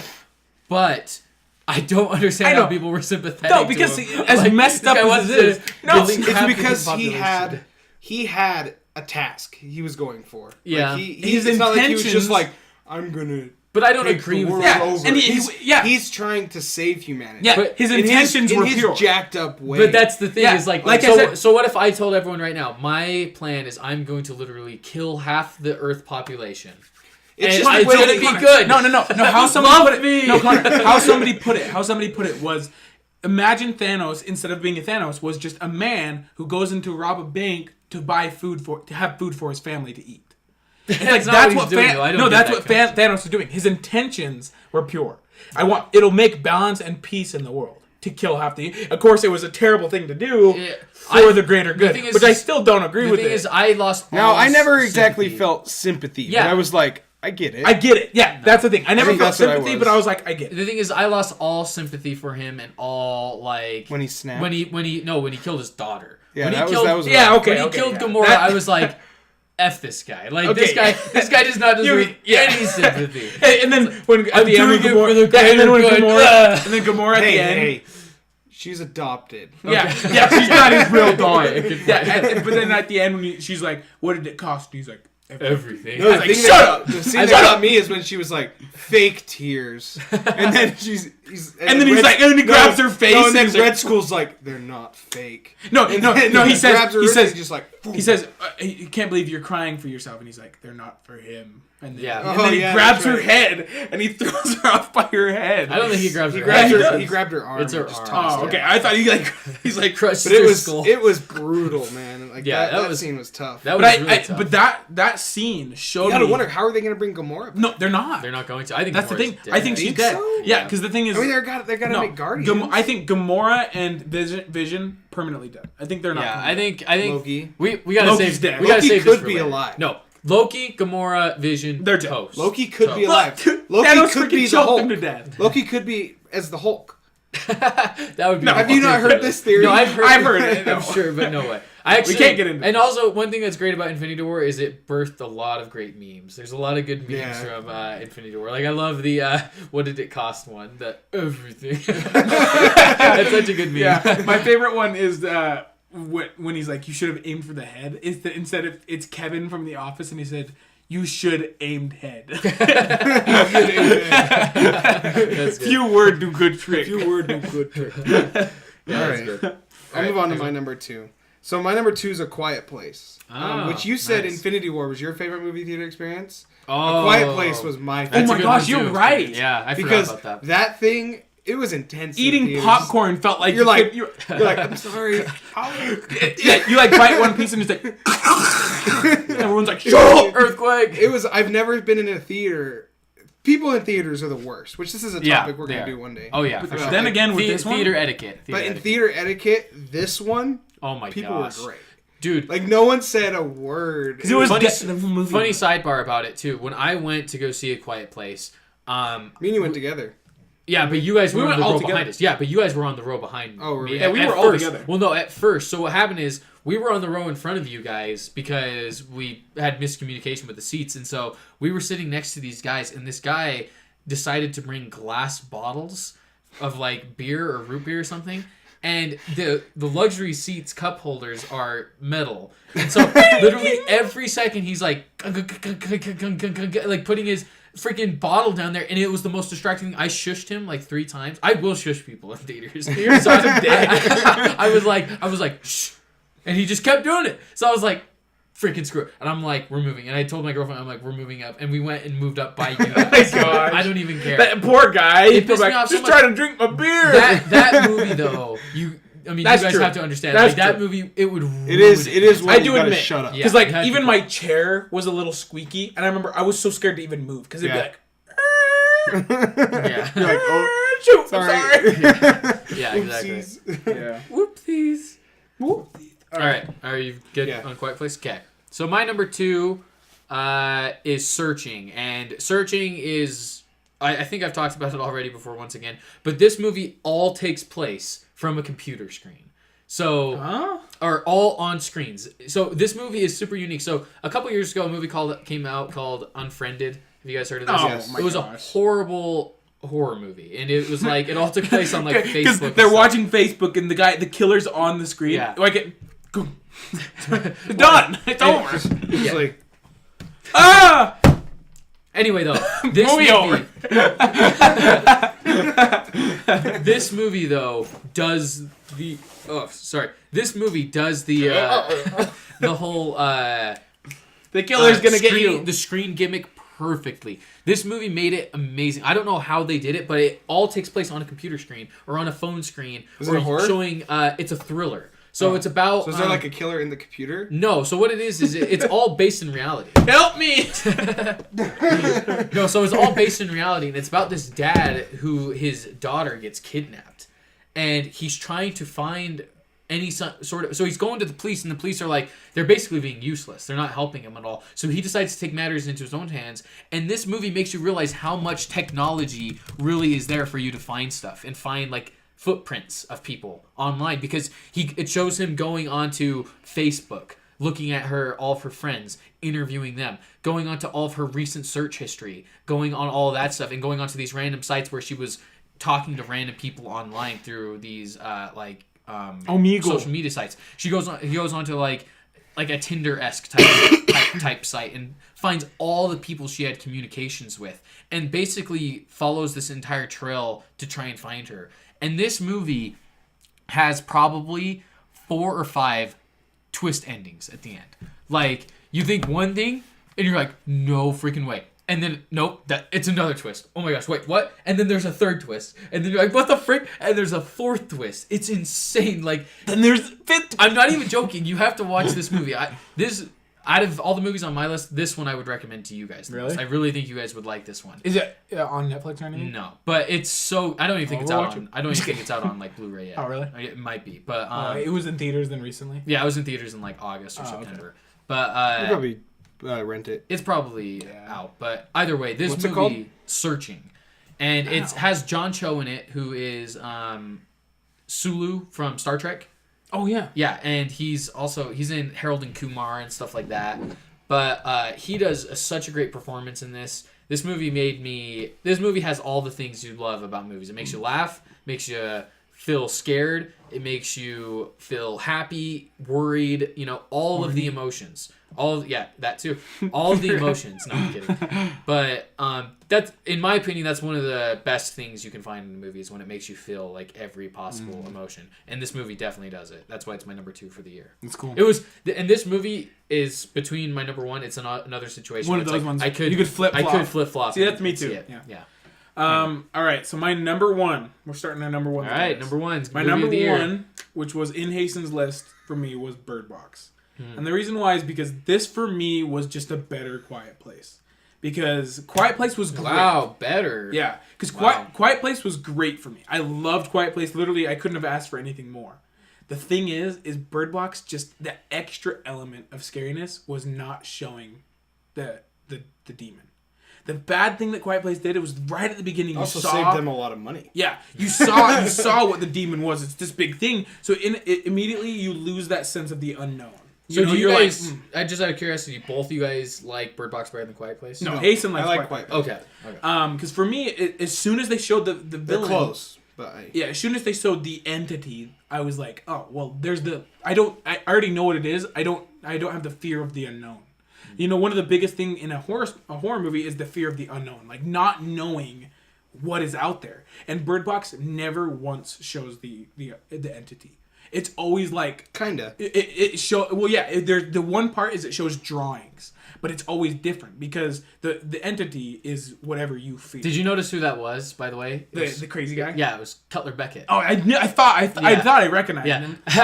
There's a great meme from that movie too. That movie is another movie that birthed a lot of great memes. But like, I love like the Cowboys won in the playoffs last week, and I saw this meme of him when he's pulling the old lady's eyes open, and they were like, Cowboys fans to showing everyone when they won, and it's like, look at it. It's like, look. My favorite one is that there's like a blindfold on Shrek, and Shrek when he's doing that face, like, and it's like when the entity's saying, "Dude, look, she's thick though." Shrek's like lifting up the blindfold. That's good. Yeah, that movie got a lot of great memes too. I honestly like memes. Got a lot of great memes. No, but I just thought, oh my gosh. And me and Connor, when we were young, one of our favorite games, a game that got us into the gaming industry was Arkham Asylum, Batman Arkham Asylum. The scariest part of the game is the intensive penitentiary. The intensive treatment. Oh my gosh. There's the crazy guys. Oh, you're talking about the penitentiary. The penitentiary. Yeah, the crazy guys. There's the crazy guys. And they're like, and they're like... You're like, what? So, Bird Box...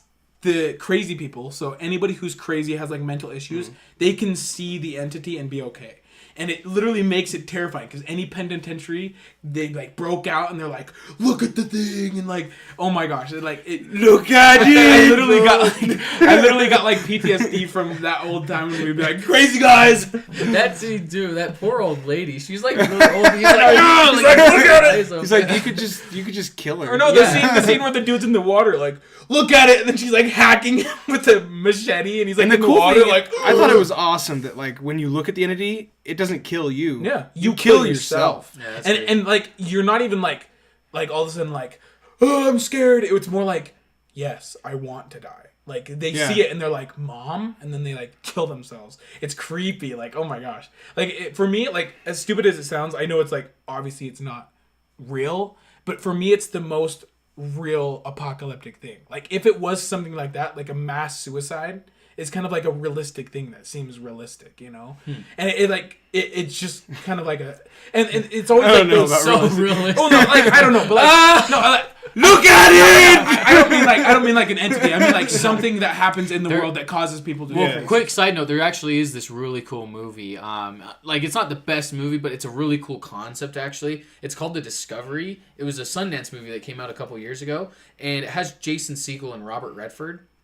And it's about a guy who discovers that there is an afterlife. like 100% confirmed there is some sort of afterlife. They don't know what it is. They don't know if it's so like everyone just starts they killing don't know if it's a heaven. They don't know if it's a hell. They don't know See, that's what I'm anything saying. about Even it. something like they that. don't know anything about it. All he does is prove that there is life after death.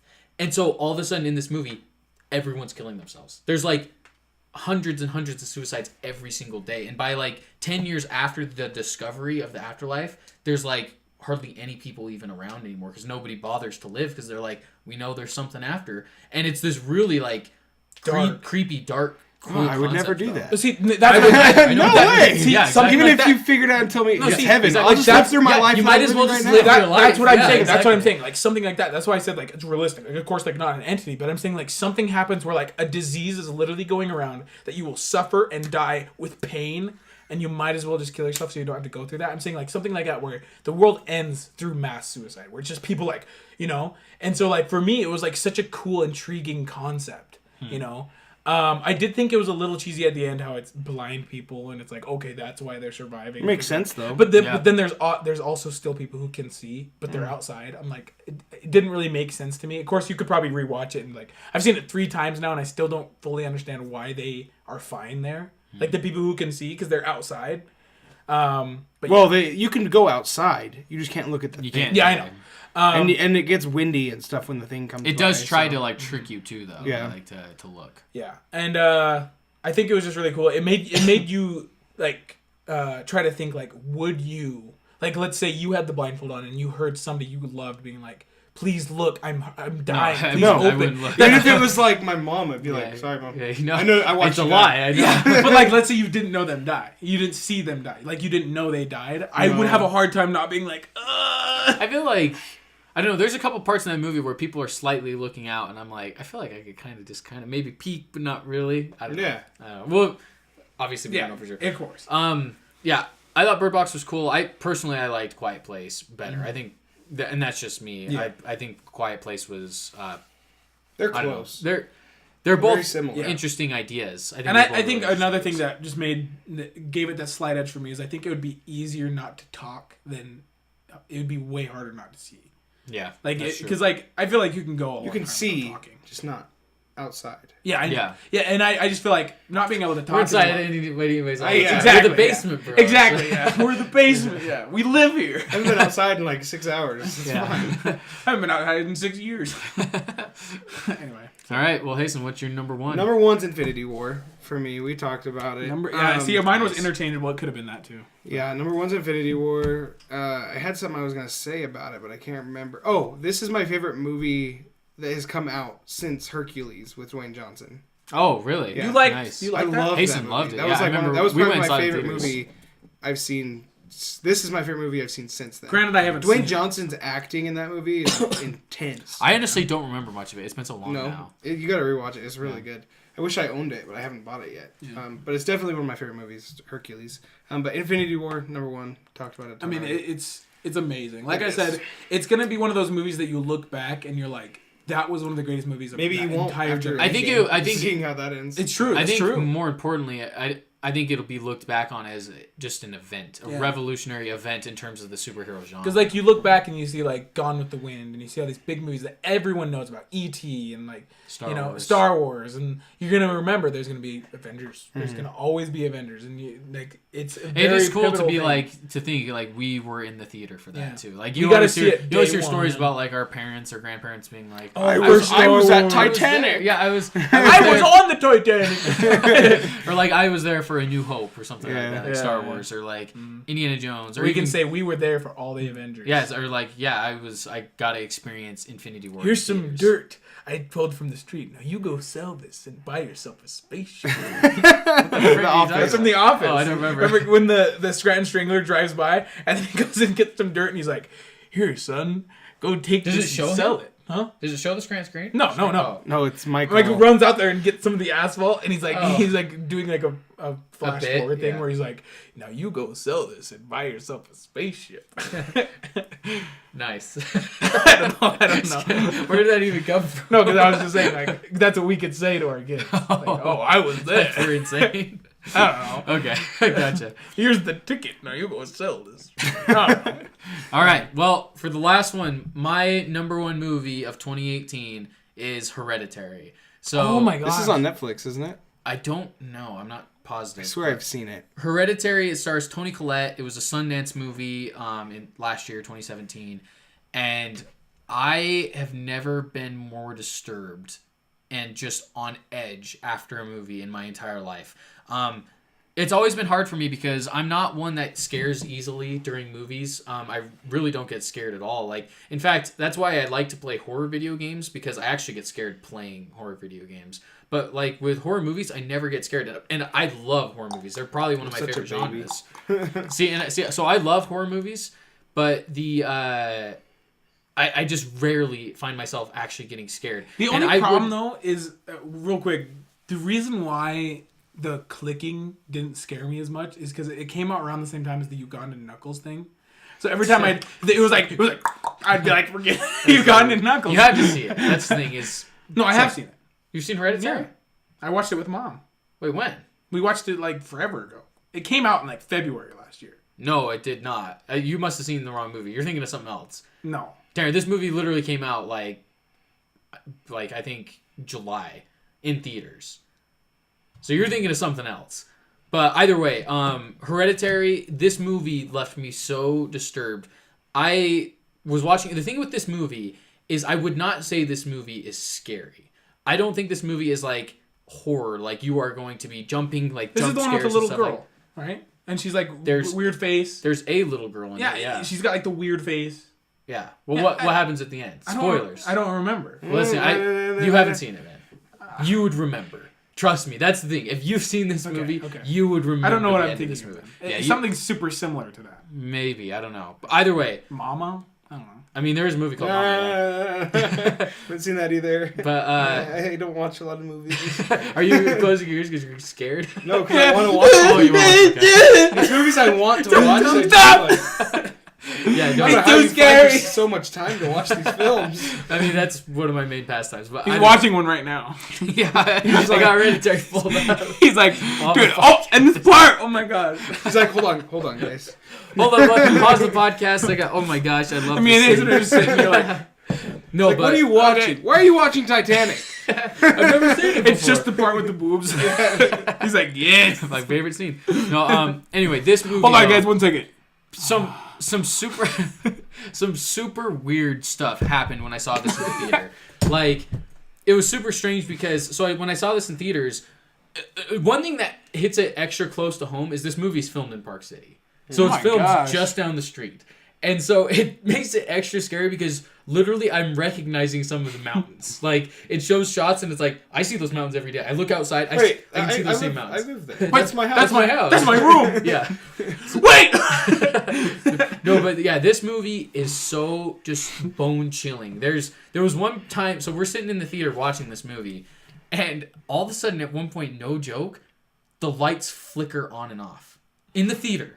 And you think they purposely? No, that's what I was thinking. So there's slight spoilers, not really. There's this seance scene in like the middle of the movie. There's like this seance part, and like the table's kind of shaking, and stuff like that. And all of a sudden, it was during that scene. All of a sudden, the lights start flickering in the movie theater. It was purposeful. And I'm like, it had to be. We're looking around. We're like, what the frick is happening? And then they stop once the seance scene like stops. Yeah, it was probably a worker. No, but the thing is I don't think it was. Nosferatu. Nosferatu. No, I really don't think it was. I legit think there was. Walls will ooze green slime. No, I legit think it was just like I think it was like a colder night outside or something. But that seems way too quick. It did, but it lasted only a couple seconds, so it's very possible it could have just been just a malfunction. But either way, coincidence. It was a super crazy coincidence. So it made it extra scary. And this movie, by the end of this movie, dude, like, oh my gosh, what happens at the end? You're just like, what in the freak is happening? Like, it makes you think there is real evil in this world. Like, well, I know, but it like really cements that in your freaking brain that you're like, gosh, dude. Well, like, have you ever met the director of Saw? That's true. I do. Gosh, no. 11 torture movies. This movie though legit like makes you, I don't know. It makes you just consider realities and evil that you haven't like considered before. It sounds super weird. I don't want to watch it. It sounds super weird saying it, but like Dude, this movie left me so just disturbed, on edge.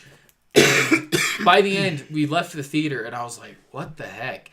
And it was funny because we actually got outside, and no joke, the freaking as we're walking outside, all the street lights turn off, all the street parking lights just turn off, and we're like, It's perfect time at night. "What the frick?" Yeah, it must have been like they just turn off at a certain time of night, but we're like, "What the f? Why would that happen right now?" Right and now, then a when we're already freaking disturbed. demon And running across the street, and I was like, "No way!" Yeah, and then all of a sudden, the demon started sucking my friend's blood. You're just like, and you're like, "It must just be that type of time." Yeah, it must just be the time. It's just a coincidence. Yeah. I don't know, man. I tell you what, it was pretty. Wait, I'm in hell. Yeah, no, it was just super coincidental, but it freaked me out, and I never thought like a horror movie would be my number one movie of the year, even though I'm such a horror movie fan. And once again, I don't know if I even consider this horror. I consider it more like Suspense. thriller, suspense. Just even it's not even very suspenseful. It's just disturbing. Like the stuff that it makes you feel sick. A lot of this movie in a good way, I guess, for me anyway. If you're like me, but yeah, exactly. Anyway, Hereditary is my movie of 2018. My favorite movie of the year. I freaking loved it. I don't recommend it to everyone. It's funny because with most of the movies on my list, I'm like, I recommend this to everyone. This movie, I do not. I do not think this movie is for everyone, and I don't think the faint of heart can handle this movie in certain ways because it really does. Like, if you are easily disturbed by just evil, then I wouldn't watch this movie, in my opinion. Like, for me anyway, like, I could see how it could really affect people that way. And that's what I loved about it, though. Anyway, yeah, Hereditary, my number one movie of the year. Anything else you guys wanted to add about movies? It makes me want to watch it now. Well, at this point, we probably should move on. Yeah, for sure. Because we were going to go through this quick. And now it's an hour and a half in. Yeah. Anyway, yeah, that's our movies for the year. Quick shout out. I just want to shout out a couple of my favorite TV shows. I loved American Vandal Season 2. If you haven't watched American Vandal, watch it. It got canceled, unfortunately. The Haunting of Hill House is amazing. Mike Flanagan, who does that. Check that out. Did you guys have any TV shows you want to shout out? Norseman. I talked about this earlier. A few episodes ago. Mm-hmm. The Good Place. I don't know if you guys have heard about that or seen it. It's by the creators of Parks and Rec. Yeah, Kristen Bell's in it. Mm-hmm. It's actually a really interesting show. It's on Netflix if you guys want to see it. Yeah. And then F is for Family is my favorite comedy. Oh yeah, show. that's right. So, Tanner? Bill Burr is my favorite comedian. One of my favorite. Him and Louis C.K. It's his really shirt, good, right? So it's his show. It's his show. I'm not sure. Well, let's see. Making of a Murder Season 2 came out this year. Okay. That was awesome. I didn't finish it. I haven't finished it yet. But then I watched Stranger Things Season 2. I know that came out 2017, but yeah, it was at the end. So, and then I watched Skylanders Academy Season 3, which came out this year. So I watched Pokemon, the first season, series. Wait, is that a Netflix original? Yeah. Oh wow, I didn't know they had that. So That's kinda cool. the new season came out this year. So nice. Or last year. It's really cool because we actually really are in the golden age of television. That's one thing. Like, people talk about like the golden age of film and stuff like that. We are living the golden age of television, which is really something special. There's so many different. There's so series. much. It's insane. You can't keep up. I mean, you got Netflix doing impossible. original, Amazon's doing original. You got HBO. You got Fox, cable CBS, still doing their stuff. Yeah, NBC. exactly. There's no way to possibly catch up. You can't watch everything. That's the unfortunate thing because there's so much good stuff out there. Another quick shout out is BoJack Horseman.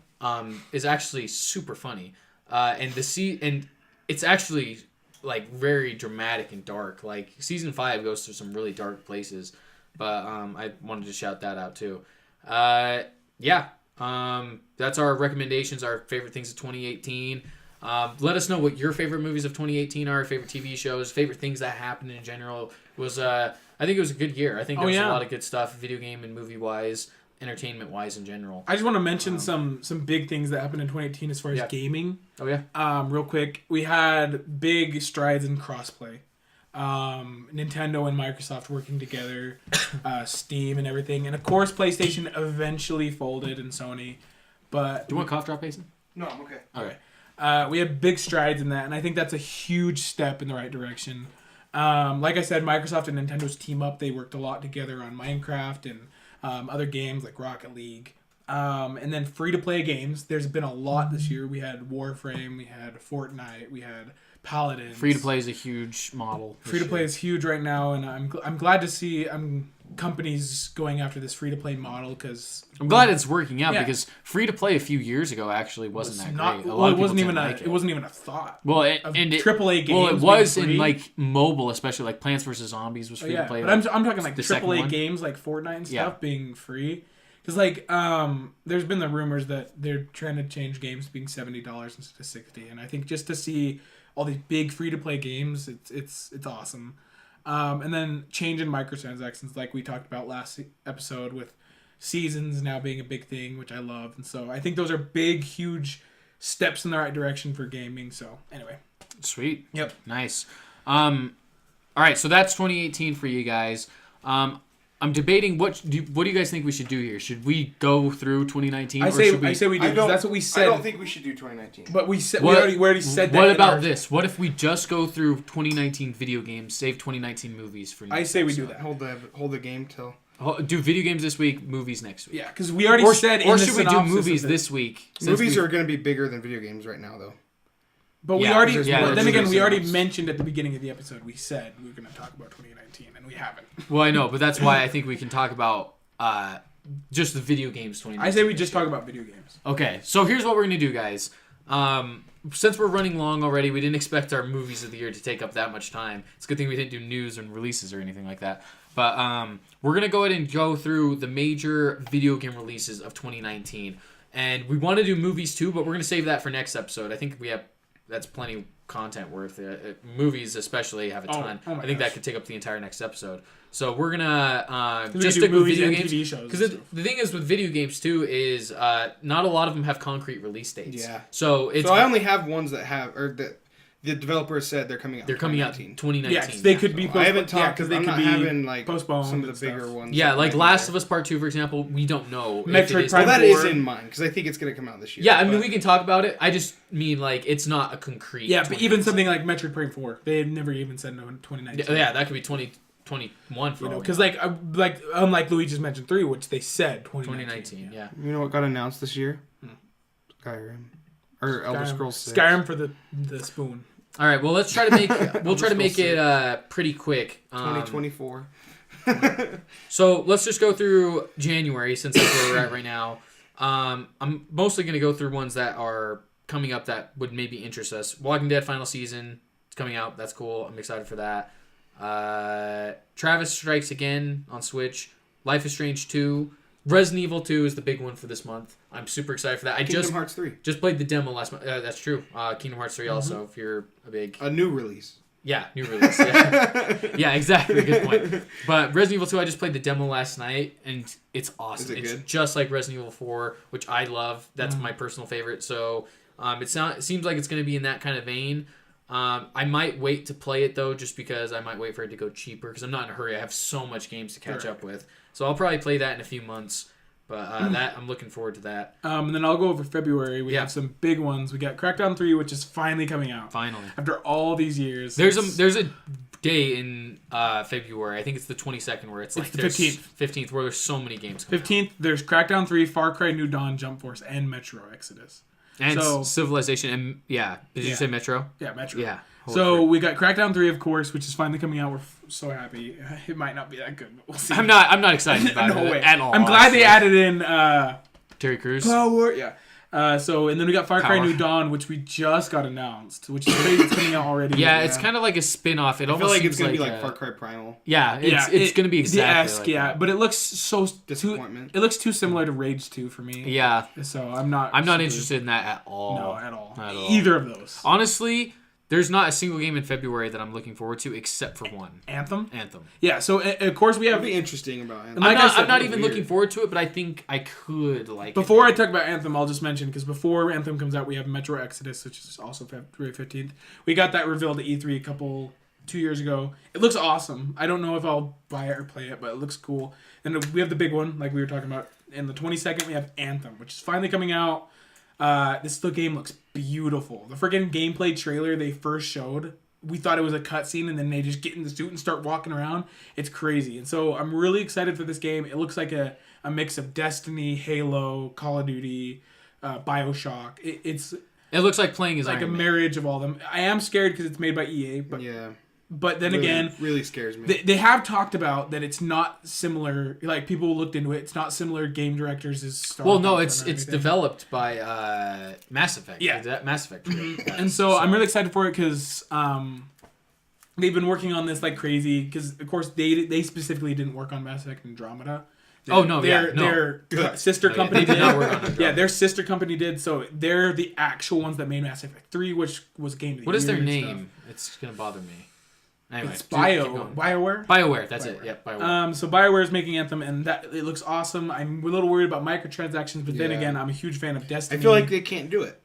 You don't think? Battlefront 2, it's EA. like, They no won't. way. I don't think they will. I think they will later. Yeah, if they do, they won't get away with it. It'll be a big thing, but I'm really excited for it. It's the alpha's out right now, and people are saying it's amazing. The gameplay feels so fluid. They said if you It's love, definitely a game for you. yeah, they for said sure. that's awesome. exactly what they said. They said if you love Destiny, They said it's for Tanner. yeah, Hall. they said it's for me. Tanner Hall play this game. No. But they literally It's said if exactly you what loved they said. Destiny or Borderlands, you'll love this game. Which those are two of my favorite games of all time. So super I'm excited. I'm really hoping that game has a cool like single player-esque element to it because I think that would be a fun game for us all to play together. I know you love third person. I hope games. there's like that's one thing that's super appealing to me is that it's third person. A third person action adventure multiplayer-esque shoot. game I think would be fun if we can all play it and it works the way I'm hoping it is. I think it could be a lot of fun. But I'm like Hasten is saying, I'm really worried though it's going to go the route of Battlefront 2. I know. A lot of these EA type games and there's a possibility that if it is like that at all, I'm not even going to buy it. Oh yeah, I won't buy it. If they come out and they say, "Oh, they announced the DLC packs immediately," and they're like, "Oh, we have loot boxes," I don't know if I'll get it, but we'll see. I'm really excited for it. It's my most anticipated game of the year besides Luigi's Mansion 3. So, which we don't even know if that's for sure coming out, but nice. Anyway, and then at the end of that month, real quick, we have Trials Rising, which is just another Trials game. Trials is actually really fun. I don't know if you guys played it. Yeah, I played it. I played Trials fun. Fusion. And with it coming on the Switch, it might be a game I pick up, especially if it's cheaper. It reminds me of Bike Race, but like a really more quality, much more updated. Yeah. And they can go over March. Yeah, if you want to go over March. So you have Dead or Alive 6. I don't even know what that is. Oh, Dead or Alive. It's a fighting game. It's like oh, is it? Yeah, it's really good. Toe Jam and Earl back in the groove. Total War 3 Kingdoms, and then you get DMC 5. Devil May Cry. DMC 5. Yeah. Yep. That was the one we got announced at It was Game an Awards. Xbox conference. Xbox conference. That's right. Then you have One Piece World Seeker. Tom Clancy's The Division 2. Division is a big 2 one, comes 'cause out. That was a big game. It doesn't really. I don't think it really interests any of us. But The Sinking City. I don't know what that is. Sekiro Shadows Die Twice. This is what I'm really excited for. Oh yeah. Yeah, that one's great. This is the Souls game that I might actually pick up and try if I have a PS4. I'm almost pretty sure. I'm pretty sure I'm gonna buy this game. Oh no, wait! It does come out for Xbox. And Target's sale goes on in February, so you could probably pre-order this to get that game. Nice. And then Tropico 6. I don't even know what that is. Tropico, yeah, it's the I don't know.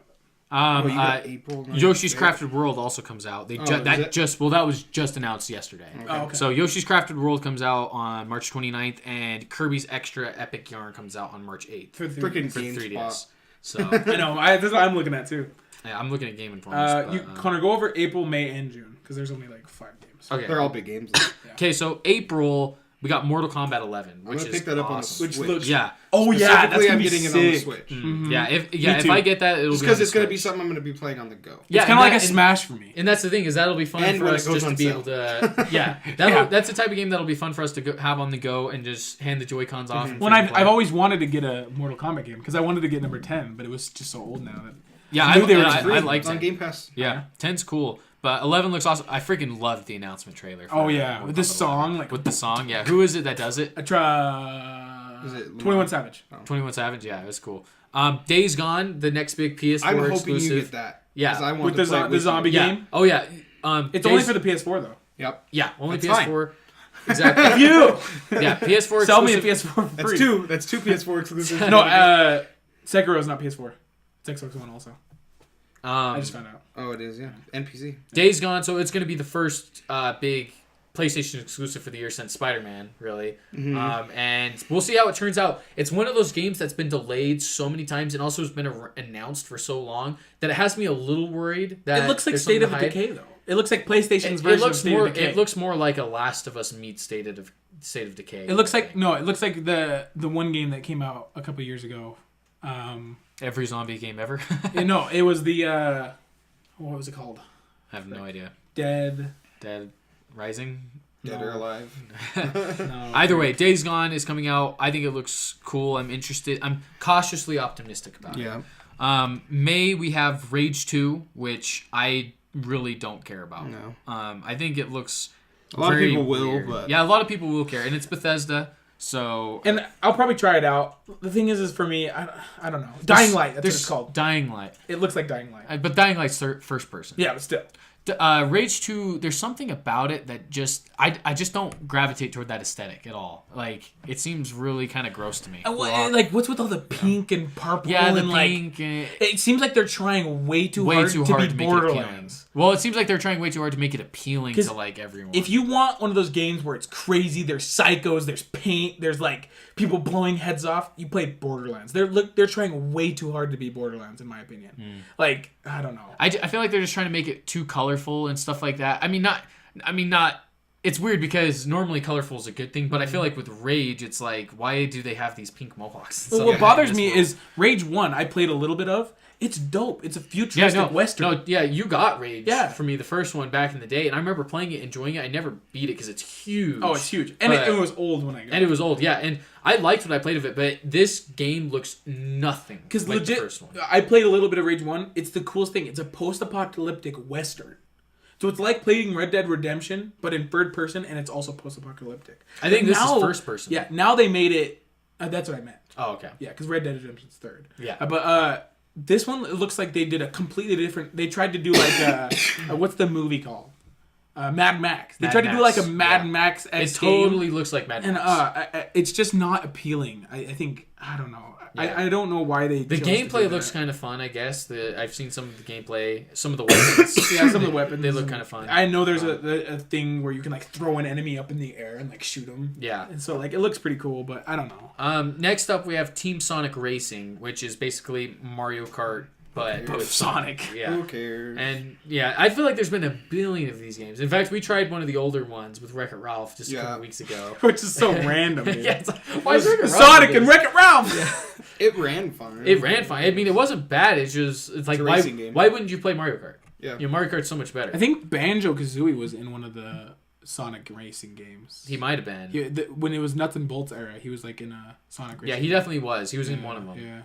Yeah. Crash Team Racing comes out same game. It comes out a month later. But this one both come out on the Switch. I'm more interested in Crash Team Racing than I am Sonic. Yeah, of course. And I've actually heard that Crash Team Racing is really good. The original? The original. Oh, yeah. So we'll see how this one. I mean, it's a remaster, so.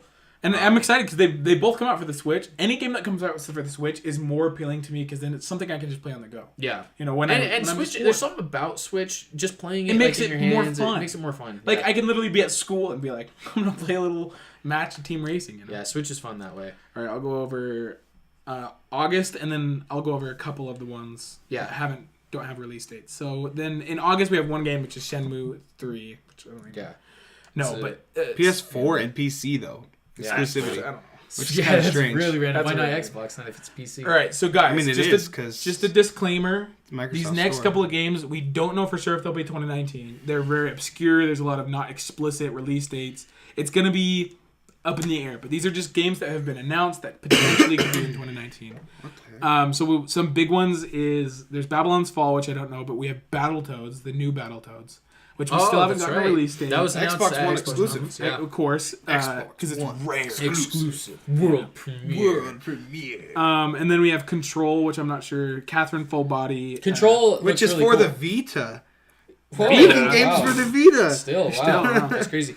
Control looks awesome, actually. That's developed by Remedy. They're the guys who did Alan Wake. Remember, that was the trailer that looked really crazy. It's with that girl and like it looks like Inception, like the world's like folding around her and she's like floating in it with the gun, and it looks really cool. It looks like mind-bendery. I don't remember that one. And then we have Daemon X Machinima, Machina, which is Daemon that X is that a sequel That's a Switch to game. No, it's not. It's just like a Gundam game or something like that. Then we have the Final Fantasy Collection, which comes with VII. I don't even go over it. Yeah, there's tons of Final Fantasies coming to Xbox and Switch. Yep. And then we have Fire Emblem Three Houses for the Switch, which I know is a big deal for Fire Emblem. Oh, I wonder if they'll announce that with the Super Smash Bros. Character. Potentially. Yeah. I hope not, because I don't want another Fire Emblem character. Gosh, then the big one, we got Gears 5 for the Xbox One and PC. Yeah, I'm really excited for that. Because it's not Marcus Phoenix. Never played the Gears of War until earlier this year. Yeah, me too. And I've beaten all of them now. Yeah. So I tried to and beat all of them? Yeah, I have all of them beat. Did you play Gears 4? It was fun. Yeah. I played it on Game Pass. Me and Hasten went and beat Gears 4 together all the way through. Oh, really? Yeah. It's really cool. I like the fact that you're playing as his son. Yeah, so I'm really excited for Gears 5, and I hope you get it too, so we can both just play it. Yeah. And then, good news is it'll be on Game Pass. Oh, that's right. Yeah, so we won't even have to pay for it. That's huge. Yeah, we'll just be able to play it. This is a little disappointing because this one's only for the PC, but this one looked really cool. Is in the Valley of the Gods. I don't know if you remember this one? It's the one in Egypt. It's the one that it's the Firewatch guys. Yeah, it looks super cool. I'm a little upset it's only for PC, but we'll see. It might be. It'll come to console, and it'll come to console at some point, I'm sure. And then the big one, which is my most anticipated besides Anthem, which is Luigi's Mansion 3. Heck yeah! Which we're super excited for because it's finally the sequel we've been waiting for that's on a console. I've never played Luigi's not on Mansion. the DS. Oh, you need to play them. They're fun. They're awesome. They're really fun. I'm super excited about this one. I wonder if I'm going to be confused if I play this one. No way. They don't have a story. One thing about Nintendo, too, is they love to make their things entry level for everyone. Like if you played Mario Odyssey, you don't need to play like Smash Ultimate was your first Smash Brothers, and you caught the hang of it, right? Well, yeah. There's a huge story though. Story-wise, you don't need to worry. But even Zelda and stuff, like you don't even need to play any of the other ones. No, Zelda, Mario, like they don't care about story. That's the last thing you should be worried about with those. Because they all take place in different, almost like universes. Because Bowser dies half the time and then comes back. Yeah. Give it a shot then. Jason, do you want to go over the next ones? So Mario and Luigi's Bowser's Inside Story. Didn't that come out? It already that just came out. Yeah. It came out. That's kind of weird that that's still on there. Yeah, I think this is an old list. Ori and the Will of the Wisps. That one looks interesting because that one's Xbox exclusive. Yeah, that one's a sequel from Ori and the Blind Forest, isn't it? Yeah. It looks once again. We'll also get that one on Game Pass. Yeah, Ori and the Blind Forest was really beautiful. I never beat it though. I never really got into it. Yeah, I mean, I liked what I played, but there's just so much, you know. Yeah, Psychonauts 2, which has some kind of. It looks interesting. I mean, Psychonauts 1 is a bit cult classic. Yeah, it's a cult classic. It doesn't interest me. Yeah, and not interest me, but then again. Next is Rage 2 for some reason. No, we already talked about that. Yeah, talked about that. Samurai Showdown. I haven't heard about that. Sea of Solitude. Not sure. Oh, I remember Sea of Solitude. Skull and Bones. Was that the other It kind of looks like Child of Light. Oh, it doesn't look like Sea of Thieves. Wait, I thought it was kind of a Sea of Skull and Bones is the one made by. No, Skull and Bones is Ubisoft. Yeah, it's like the. That's the pirate. Assassin's Creed-esque. Yeah. Dude, that one looks awesome. See, I'm not excited for it at all, and you want to know why? It's because it's multiplayer only.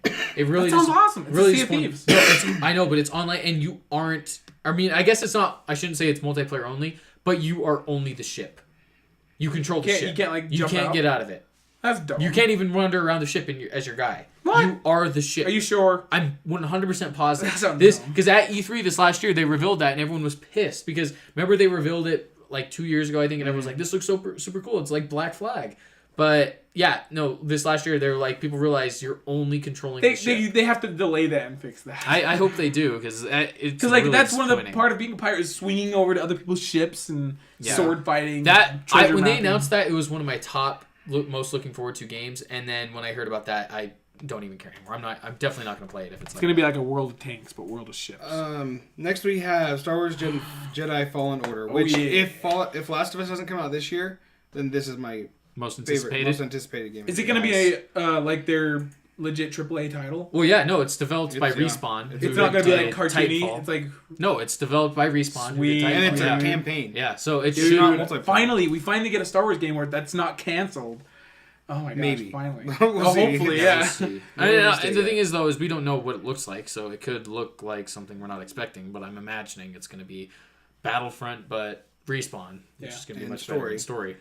The Surge 2, I'm not sure. Total War, Three Kingdoms. Total War is a pretty big series. I don't know if it's like a DLC or what it is, but Town, working title, Switch. I don't even know what that is. I remember. That's the no, never mind. That's the guys who made Pokemon. Oh, is it? Yeah, it's like the Pokemon team or something like that. Connie, want to go over the next couple? Yeah. Let's see. To end it, I'm not even going to go over some of these. Some of these are very random, obscure. Twin Mirror, Two Worlds, Untitled Goose Game. Wolfenstein Youngblood, which is, I think, technically DLC for Wolfenstein, but that looks cool. No, isn't it a full release?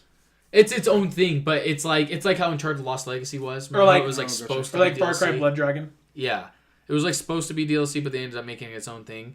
A couple that we missed that I want to go over is Animal Crossing is coming out on Switch this year. Which I've never played an Animal Crossing game. I might play this one since it's on the Switch. Might be my first Animal Crossing. That'd be cool. Ace Attorney Trilogy. World War Z. Bloodstained Ritual of the Night. I'm super excited about that. It's finally supposed to come out this year. They literally announced that, I think, in like 2015, and it's been delayed for years. What is that? It's like Castlevania. It's Castlevania, like exactly. Yeah, and then I think that's about it, right, guys? World War Z. I mean, that's it. Yeah, World War Z. World War Z. And then, of course, there's one... Oh, Mario Kart Tour. That's another one. For the iOS. For the iOS, yeah, coming out, which will be interesting. Mario Kart on the phone. And then Man of Medan. That one looks awesome. That's the creators of Until Dawn, which was a PlayStation exclusive. I'm excited about that. Yeah. Whoa, so... Real fast, what's your most anticipated game out of the ones we know for sure 2019? Star Wars Jedi Fallen Order. Yeah. Tanner? Like I said, and Anthem. then Days Gone. Yeah. I really want to play Days Gone. Yeah. Like I said, Anthem and Luigi's Mansion 3. Yeah, for me, I think it's Luigi's Mansion 3 right now. It's tough. I'm excited for Days Gone and Star Wars Jedi Fallen Order too. But I'm excited to see what else we're going to get revealed because there's going to be a ton. There's going to be a lot more left coming. We might even get one freaking right tomorrow. This could be a big year that's like, coming to White Smile. No, I'm just saying like like randomly they always announce games. I mean, Smash was announced just randomly. Well, it was only a direct. Well, I mean, directs are random, so ish. They're more random. Well, yeah, but they're like a week in advance. They're like, oh, there's next week or something. Yeah, but yeah, there's not like a set time. So like a game could literally be announced any day. A DLC, big DLCs, So yeah. I personally think it's going to be a big year for gaming. We're going to get a lot announced at E3. They haven't even talked about Halo Infinite. They haven't talked about... I don't think that'll be this year. Oh, I don't think so either. I'm just saying talking about they haven't talked about anything about it. There's some huge games they haven't talked about like Last of Us.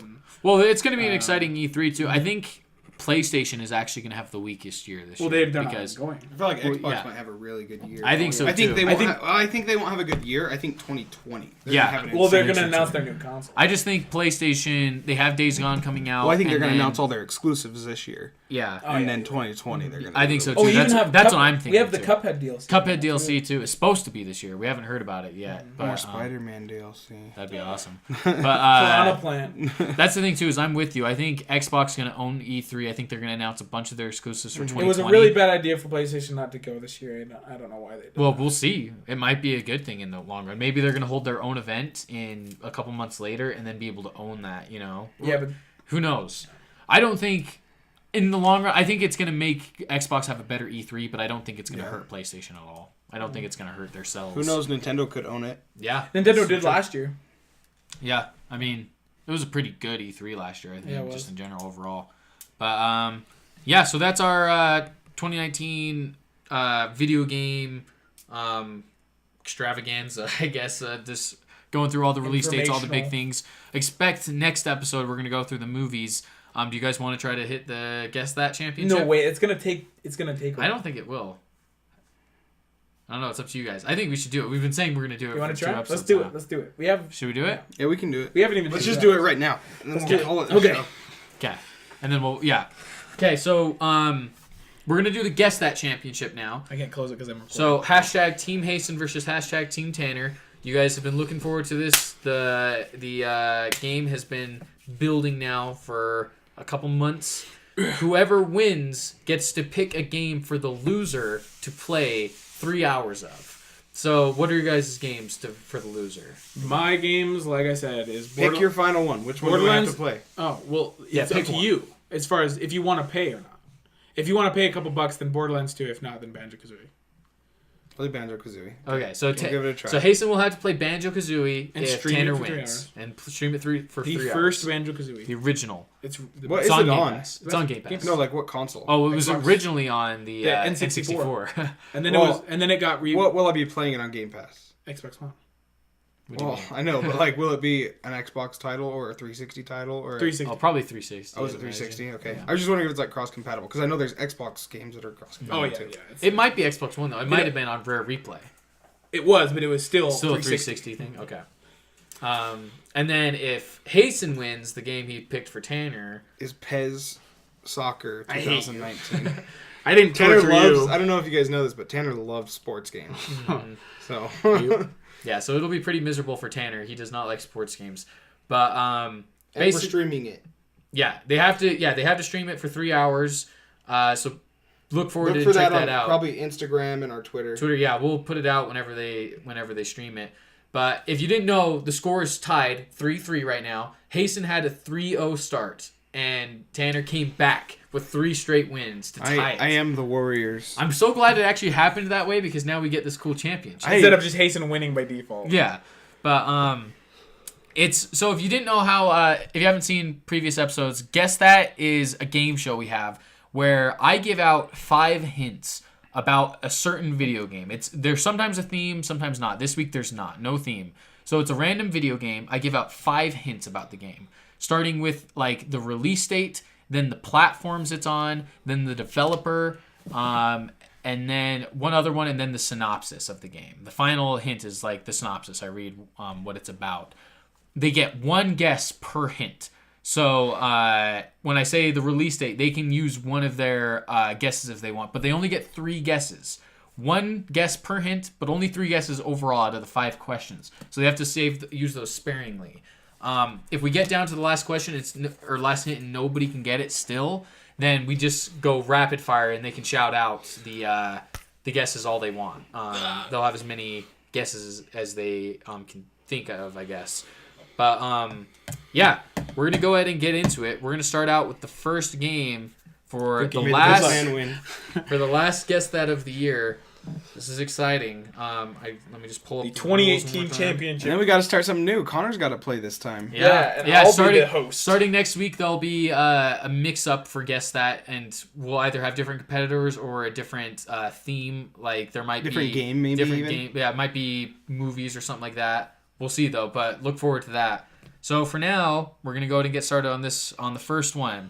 So don't look at my screen. I'm pulling up the games now. All right. So Watch my boobs jiggle. we're gonna start with the release date. Distraction. We're gonna start with the release date. I just always skip this one because it's too hard. So this game came out originally November 20th, 2007. Nope.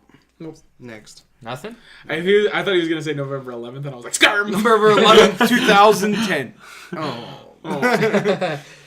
All right, so nothing? You guys don't want to guess? Nope. Okay. Next hint is the platforms it came out on.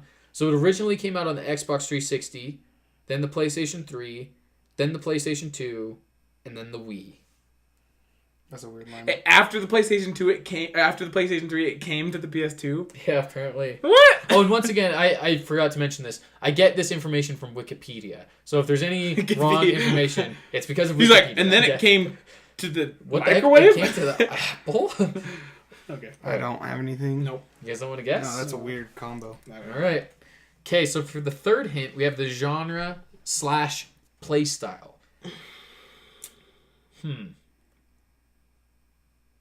Do it. Okay, I know. I'm going to switch them. Okay. I'm actually going to do the developer first. So I'm going to give the developers the hint because I think the music play style, or the music. the genre / play style is going to give something away. So it's developed by Harmonix. I don't even know who that is. Harmonix. I don't know. No? No. You guys don't want to shout out any Hang on. guesses? I usually guess on this one. Harmonix. I've heard of them. Frick. I'm gonna do a guess. Yeah. SmackDown vs. Raw 2010. No. In 2007? Oh, 3 years earlier? 2007. There was one. But no, that's made by swear it was Harmonix. QCE, I think. Something like that. Freaking Harmonix. I don't remember what Harmonix makes. I remember them, but I can't remember what they make. I recognize. I can think of their logo right now. Mm-hmm. Okay, so what I'm gonna do is I'm actually for the fourth hint gonna do the synopsis over the playstyle because the playstyle I think will give it away. Okay. Period. So I'm gonna be blanking out a lot of things, a lot of important words for the synopsis. Remember, first to go. This is how it works. Did Harmonix make Rocket League? In You 2007. can guess if you want. Well, no. I'm not guessing. Did they make Rocket League? I can't tell you. You can't. That's I swear they're Friday. part of that. Like, that's who they. I haven't really played Rocket League. All right. So, how it works is whoever says first gets to guess first. Now it's back and forth. So what we're gonna do is, if Hasten first guesses wrong, Tanner gets the next guess. If Hasten goes first. Tanner gets the next guess. Okay. I'm ready. So here we go. First to So blank is a blank video game. Developed by Harmonix, published by MTV Games, and distributed by Electronic Arts. EA. It is the first title in the Blank series. The Xbox 360 and PlayStation 3 versions were released in North America on blah, blah, blah. I've already told you. 2007.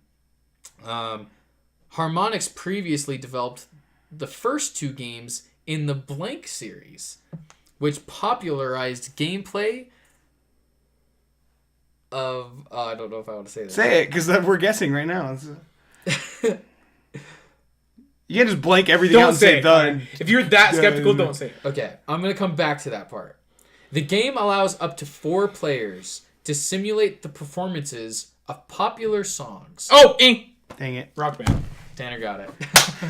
I was going to Band. guess that. I'm such an idiot. When you said Harmonix, I was like rock. Do you know what I was gonna say when you said EA and you said the first in the series? I was gonna say Skate. I'm so pissed Okay. at myself because that's what I had in my mind. What's funny too is so you said Rocket League. Rocket League, the developer is Psyonix. So Harmonix and Wait, Psyonix. who did yeah. SmackDown? I swear it was. I have Harmonix. no idea. I can't remember.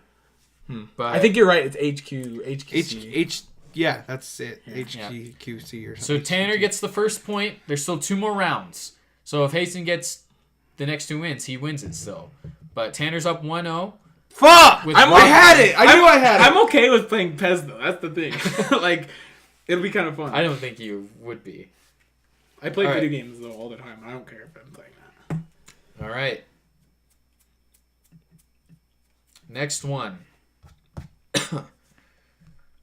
Okay, so the release date of this video game was October 24th, 2006. No. Nothing? You said it's 2 days after my birthday, so I was like, maybe I got it. No. Okay.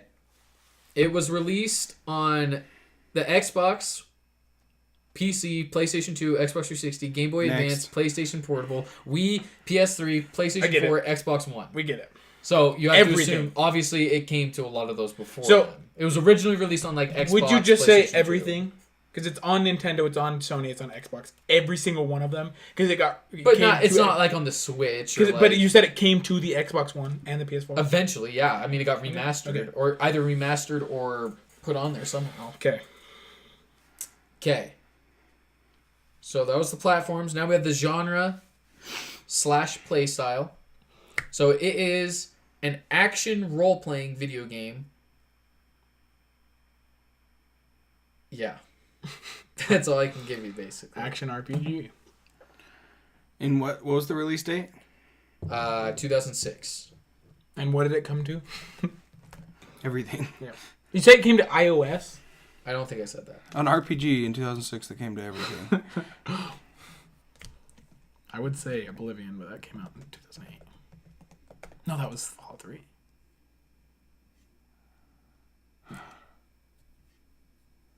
Okay, and so here's the thing. We need to clear one thing up real fast.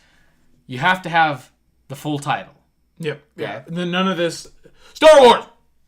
So, has to be the full title. And the thing is, though, is I will say, if someone is close, I will give them a chance at saying it. So if they say, if it's a Star Wars game, for example, and they say Star Wars, I'll give them a chance to say what the subtitle is or what the follow-up is. But it can't. I won't accept just Star Wars. You have to give me more, a little bit more. If you're close enough, I'll give it to you. But you have to at least know what it is. You can't just be close. Can you go over the stuff one more time? Yeah. So 2006, basically on all the 2006 consoles. So Xbox 360, PlayStation 3, Wii. GameCube. Not GameCube. Game Boy Advance though. And then it came to the PS4 and Xbox One eventually. Okay. And it's Game Boy Advance. It's That always confuses me. action role-playing video game. Because whenever it comes to the Game Boy Advance, you have to imagine it's pretty crappy on the Game Boy Advance. Oh yeah, the Game Boy Advance versions are usually really crappy. Yeah. They're not the same. Because there's like Black Ops on the DS. It's Oh my not gosh. even the same thing. Oh, and there's single-player and multiplayer modes. That's pretty much almost every game. I don't know. I'm not even going to guess. So I'll go next up, which is the developer, the fourth hint. It's published by Activision. Everything's published by Activision. So published by Activision and developed by Raven Software. Raven? Yeah, and then Vicarious Visions ported it to the PlayStation Portable and the Wii. But it looks like it was originally developed by Raven Software. Raven. Because I was going to say like Modern Warfare, but that was... Well, that's Ravenclaw. No, that's Infinity Ward. Infinity Ward made Modern Warfare. Because I was going to say it's Modern Warfare 2. Because I know that was like before Black Ops 1. Because Black Ops 1 came to DS. And then I was like, oh, okay, Modern Warfare 2. Modern Warfare 3 was 2011. Yeah. No, I was thinking Modern Warfare 2. No, not Modern Warfare 1. Or 3. All right, you guys ready for the synopsis? You got nothing else? I can't believe you guys We can't might even as shout well out a guess. guess. Yeah, I mean, you guys got 3 guesses. Can you go over the last one? I'll you do just it said? one more time. The one you just said. It's developed by Ravensoft, published by Activision, and then there was other developers who ported it, but they weren't the original developer. The original developer was Ravensoft. And Activision published, released in 2006, on almost every console. And it's an action role-playing video game. Action role-playing. RPG? Yeah. Yeah, I guess. But to be fair, I wouldn't consider this like the RPG as you know it. It's not. I wouldn't say it's like Skyrim. I don't know. Okay, you guys want the synopsis? Yeah. Yeah. Okay, First to go here we E. go. First to go in. Here we go. This money's on the line, Tanner. I couldn't even think of a game. I can't. I was gonna say some sort of Call of Duty, but All right. I can't bring myself to. So Blank is an action role-playing game developed for PlayStation 2. Just PS3, say action blah, game blah, blah, because you're Raven confusing me Software. with role playing. Well, it's what it says. So, published by Activision. The game, blah blah blah. This is where all the ports were. The game was initially released on October 24th, 2006 in North America for most platforms. The game was planned for release on DS and GameCube, but they were canceled. Blah blah blah. This is all just release information. Blank is set within the fictional Blank universe and features many of the blanks and supporting characters that appeared in publications by Blank. Blank is the third Blank title to be developed by Raven Software and features similar gameplay to the previous Blank titles. Blank, I can't say those. A sequel was developed for multiple platforms by Vicarious Visions and blah, blah, blah, and released in 2009. A second sequel, Blank, is being developed by Team Ninja for the Nintendo Switch in 2019. Team Ninja. Huh? I don't even know who Team Ninja is. So another sequel is coming out next year for the Switch. I don't want to say guess, because then Hasten gets to go. I don't even know. You gotta unblank some stuff. You were blanking everything. I know. I can't. It was like the blankety blank is in the blank universe with blank characters. I'm like, oh, okay. I'm gonna give you some gameplay. Players can select teams of 4 from a range of more than 22 playable characters. Although some characters are not in What? Mortal Kombat 7. No. Ah. Tanner, do you got to Okay, guess? well, was he right with Mortal Kombat? I can't tell you that. Why? I can't tell you that. What did you just say? Teams of 4? Yeah. Shoot, why did I say that? Teams of 4. Select from multiple characters. Here's the thing, though, is I can't If you start reading again, I should have another guess. Yeah. Once he starts reading again, then I'm gonna only give you 30 seconds. Yeah, that's fine. So you have to go over what you said. I know you get what I read, and now you get it determined from there. So you have to decide soon. Otherwise, we're moving on, and I'm gonna start reading again. It's whoever ants again.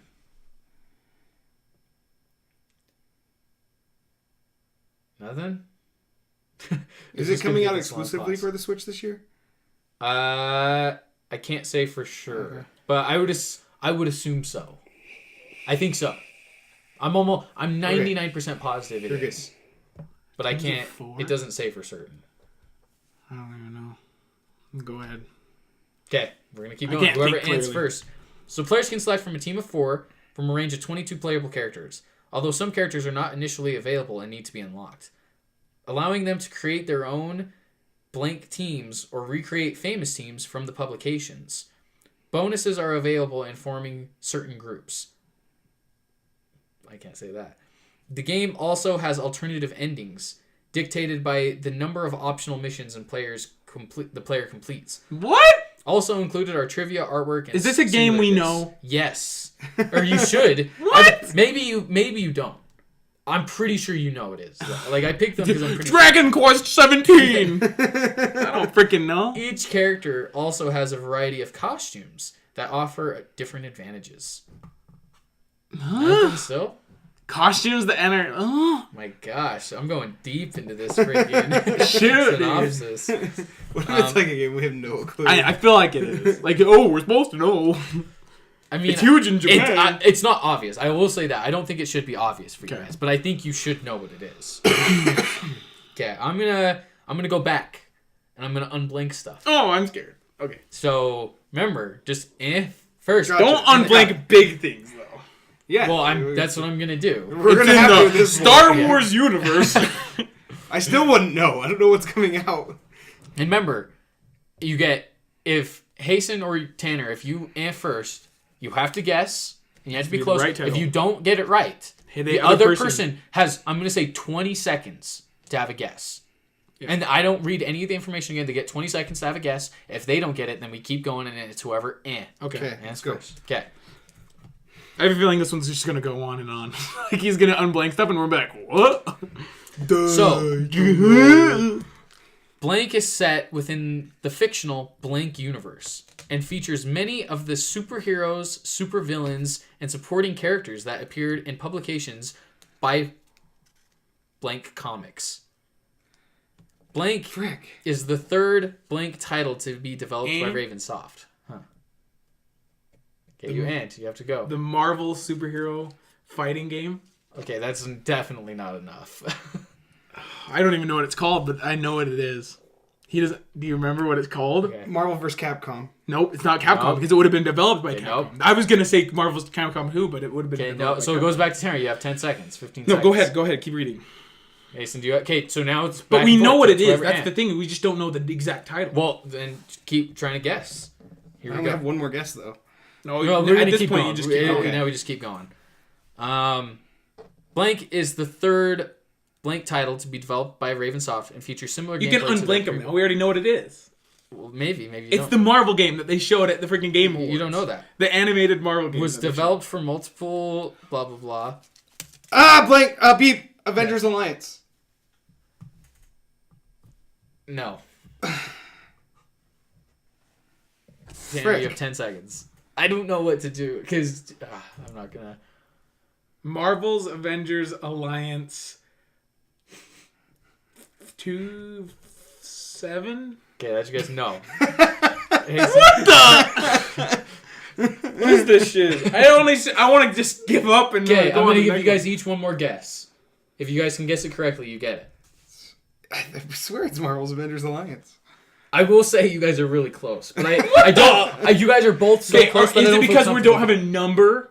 No, like it's number 7. It's a word. It's a major word in the middle of what you guys are saying. Like I feel like it's an important word. So the thing is, I don't feel comfortable giving it to either of you. Avengers Ultimate Alliance. Avengers Alliance. No, Tanner didn't get it. Fuck! I don't know. Can you read more? I think I'm gonna put this one away. I think we're gonna move to a different game because you guys are both so Okay, close. so neither of us get the point. Just tell us what it was. I say neither of you guys get it. Okay. Wait, let me try one more time. Okay. I get one because he guessed. Okay. 5 seconds. I feel like it's Ultimate. It's Ultimate Avengers or something. I said both of them. Marvel Ultimate Avengers Alliance. Ultimate Smash Bros. Alliance. I'm not gonna give it to you guys. What was it? It's Marvel Ultimate Alliance. Wait, that's what I said. That's what I said. No, you guys said Avengers. There's no Avengers in the title. You guys both said Marvel's Avengers Ultimate Alliance, or not even. That's dumb. No, I had that. No, because you. I said it first. No, yeah, I said Ultimate. No. See, Hasten was the first one to say Alliance. Hasten said Marvel's Avengers Alliance. No, he didn't say Marvel's. He Okay, said Avengers he Alliance. said- Then I said Marvel's Avengers I know. Alliance. Then I know. he said. I know. Then he said This the is why- Marvel's Avengers I know. Alliance. This then is said why I Ultimate didn't- Avengers. This is why I didn't feel comfortable giving either of you Okay, guys that's a point, fine, that's fine. Because you both had like one word right, but both had some words wrong. So Hasten had the Alliance, Tanner had the Ultimate. Not both of you guys said Avengers, which wasn't accurate. So I just wanted to make sure it was fair and even because Yeah, because there was Wolverine and shit in it. I shouldn't have said Avengers. Okay. All right. Well, we're gonna move on to the next one. I might have to find a third one if Hasten wins this one. Okay. So, release date is October 2012. Oh. So this is more recent. It's only 6 years ago. 2012. What a big year for gaming that The was. Xbox One hadn't come out yet, so I don't even know. Hadn't it? No. 2013. 2014 was the release. Oh, No, was it? Or 2013. 2013. Shiz. No. Move on. Okay. It was released for PC, PS3, Xbox 360, PlayStation 4, and Xbox One. It was re-released. It's not surprising because it was right before That was that. disgusting, Tanner. Next. Let's go. Yeah, Keep going. Okay. What is next? Genre, playstyle. So this this gets tough because I know if I say a certain word, it's gonna be obvious. Then don't I'll say give you a that part of it. It's an action adventure video game. First person. So is every other Thanks. video game. First person though. First person. action Mario's an adventure. action adventure. Who's the... Have we gone developer yet, or is that the next one? That's the next one. Mm-hmm. Okay, you guys. No. I'm not gonna give you a developer either. I'm actually gonna go straight to the freaking. That's a good idea. Because I think you guys know. I will recognize the developer name. Terry, you're not looking over here. Right? I can't see. I know. I would have I'm just gotten gonna- Marvel's No, I just want to make Avengers. sure because if you see right here. If I Not could- Marvel's Avengers. It's Marvel's Ultimate Alliance. If I could have, I would have guessed that. All right. But you guys knew that game, remember? Yeah, we knew what it. We knew what it was. Barely, just because of the thing on there. Yeah, I've never heard of it before. We knew what it was, but we couldn't get the title. All right. Okay, so here goes the synopsis. We're gonna go right into the ends. So Blank, it's a 2012 Blank action adventure video game developed by Blank Studios and published by Blank. I can't say it. Set in the fictional plague-ridden industrial city of Blank. Blank follows the story of Blank, bodyguard to the Empress of Blank. He is framed for her murder and forced to become a blank, A blank. seeking revenge on those who conspired against him. Blank is aided in a quest by the Loyalists, a resistance group fighting to reclaim Blank. The Blank, a powerful being who imbues Blank with magical abilities. Several notable actors, including Susan Sarandon, Brad Dourif, Carrie Fisher, Michael Madsen, Lena Headey, and Chloe Grace Moretz, provided some voice work. What in the F? What is this game? The Empress? I was like, oh, it's Asian. I think it's or so something. funny how you guys like never know, and then it's when you know It's it, so obvious. It's not obvious, but it's like you guys know It's what this like, game is. oh, okay. I know you guys know what this game is, The Empress. but it's like First you guys don't person know these action. like little What? details. That's weird. Okay, yeah. Keep going. The game is played from a first-person perspective and allows the players to undertake a series of assassination missions in a variety of ways. Assassin's Creed's third person. With So it's Hitman. With an emphasis on player's choice, missions can be completed through stealth, combat, or a combination of both. Exploring each level opens up new paths and alternatives for accomplishing mission goals. And it is possible to complete all missions, eliminating all of Blank's targets in a non-lethal manner. The story and missions are changed in response Do to we players' know this game? Yes! I swear. Yes, you guys do. I'm sure you guys maybe not have played this game, but you Well, guys I doubt we should. played it. We would know it I'm immediately. sure you guys know. I can say, well, I'm not going to say anything. Don't say anything. But you guys should know what this game is. I'm pretty sure. If you don't, I'm going to be like, wow, I'm shocked. Not shocked, but I'd be pretty surprised. Maybe you should stop for a second. Let us think. No, because we don't have anything. I know, but we can try. 2012, guys. We This can is try to 6 years rethink ago. of what he said. I'm gonna throw out some big facts here. Hold on. No, a second. No, Let us think. I'm giving them right now. 2012, action adventure, stealth action adventure, Assassinations. Empress. assassination game, released on third party 360, PS3, and Xbox One and PS4. It came to those too. Oh man, I'm really worried about saying developer or publisher because I know you guys. Don't I think say you'll it. get it. Well, we're so How about so this? deep How about into this. We Okay, probably should. I'll say this. The developer or the publisher, not the developer, the publisher has an E3 press conference. I'll say that.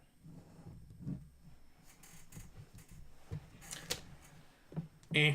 Dishonored. Tanner wins.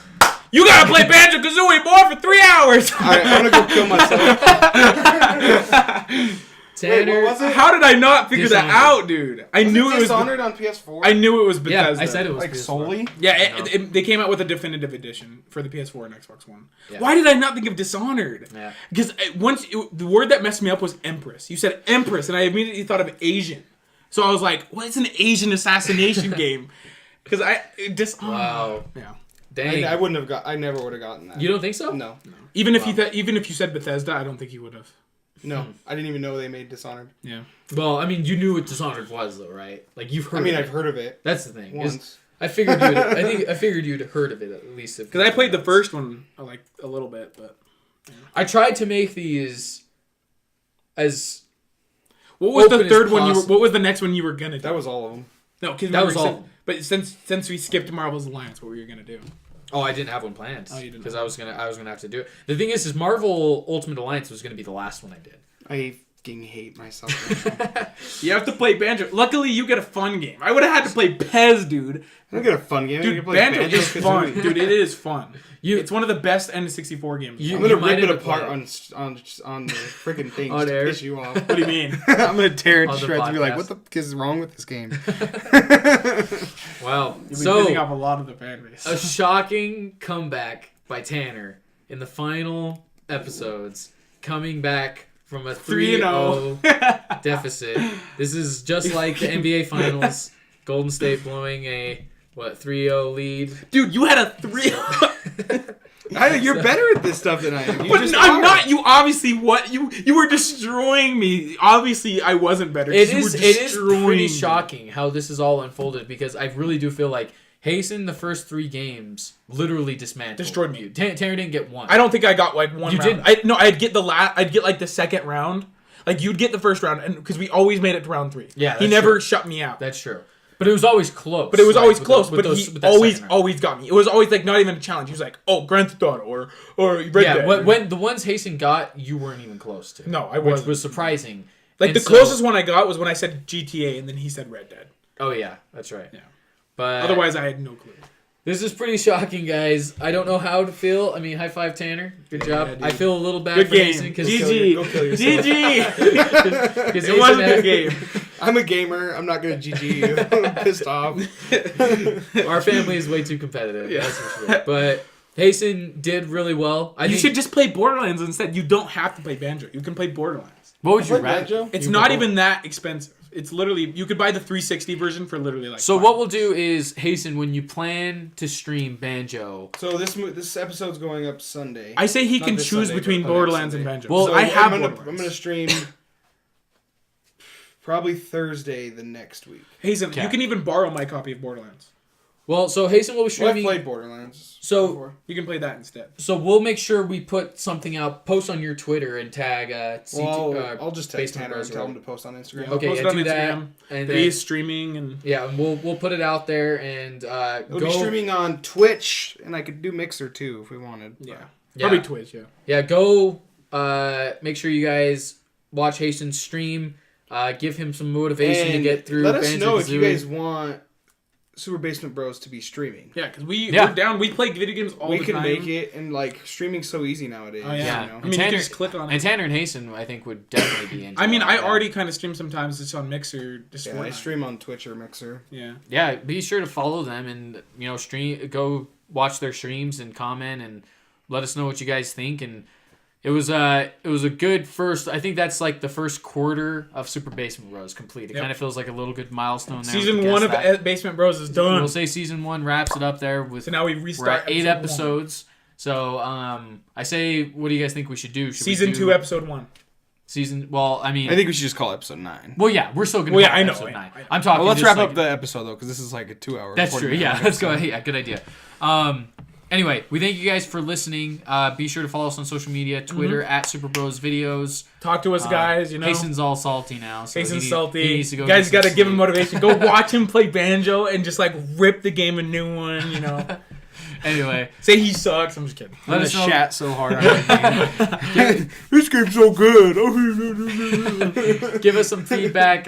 Give us a follow, and look forward to our next episode next week when we talk about movies coming out in 2019. But we'll see you guys later. Yeah. Bye. Bye.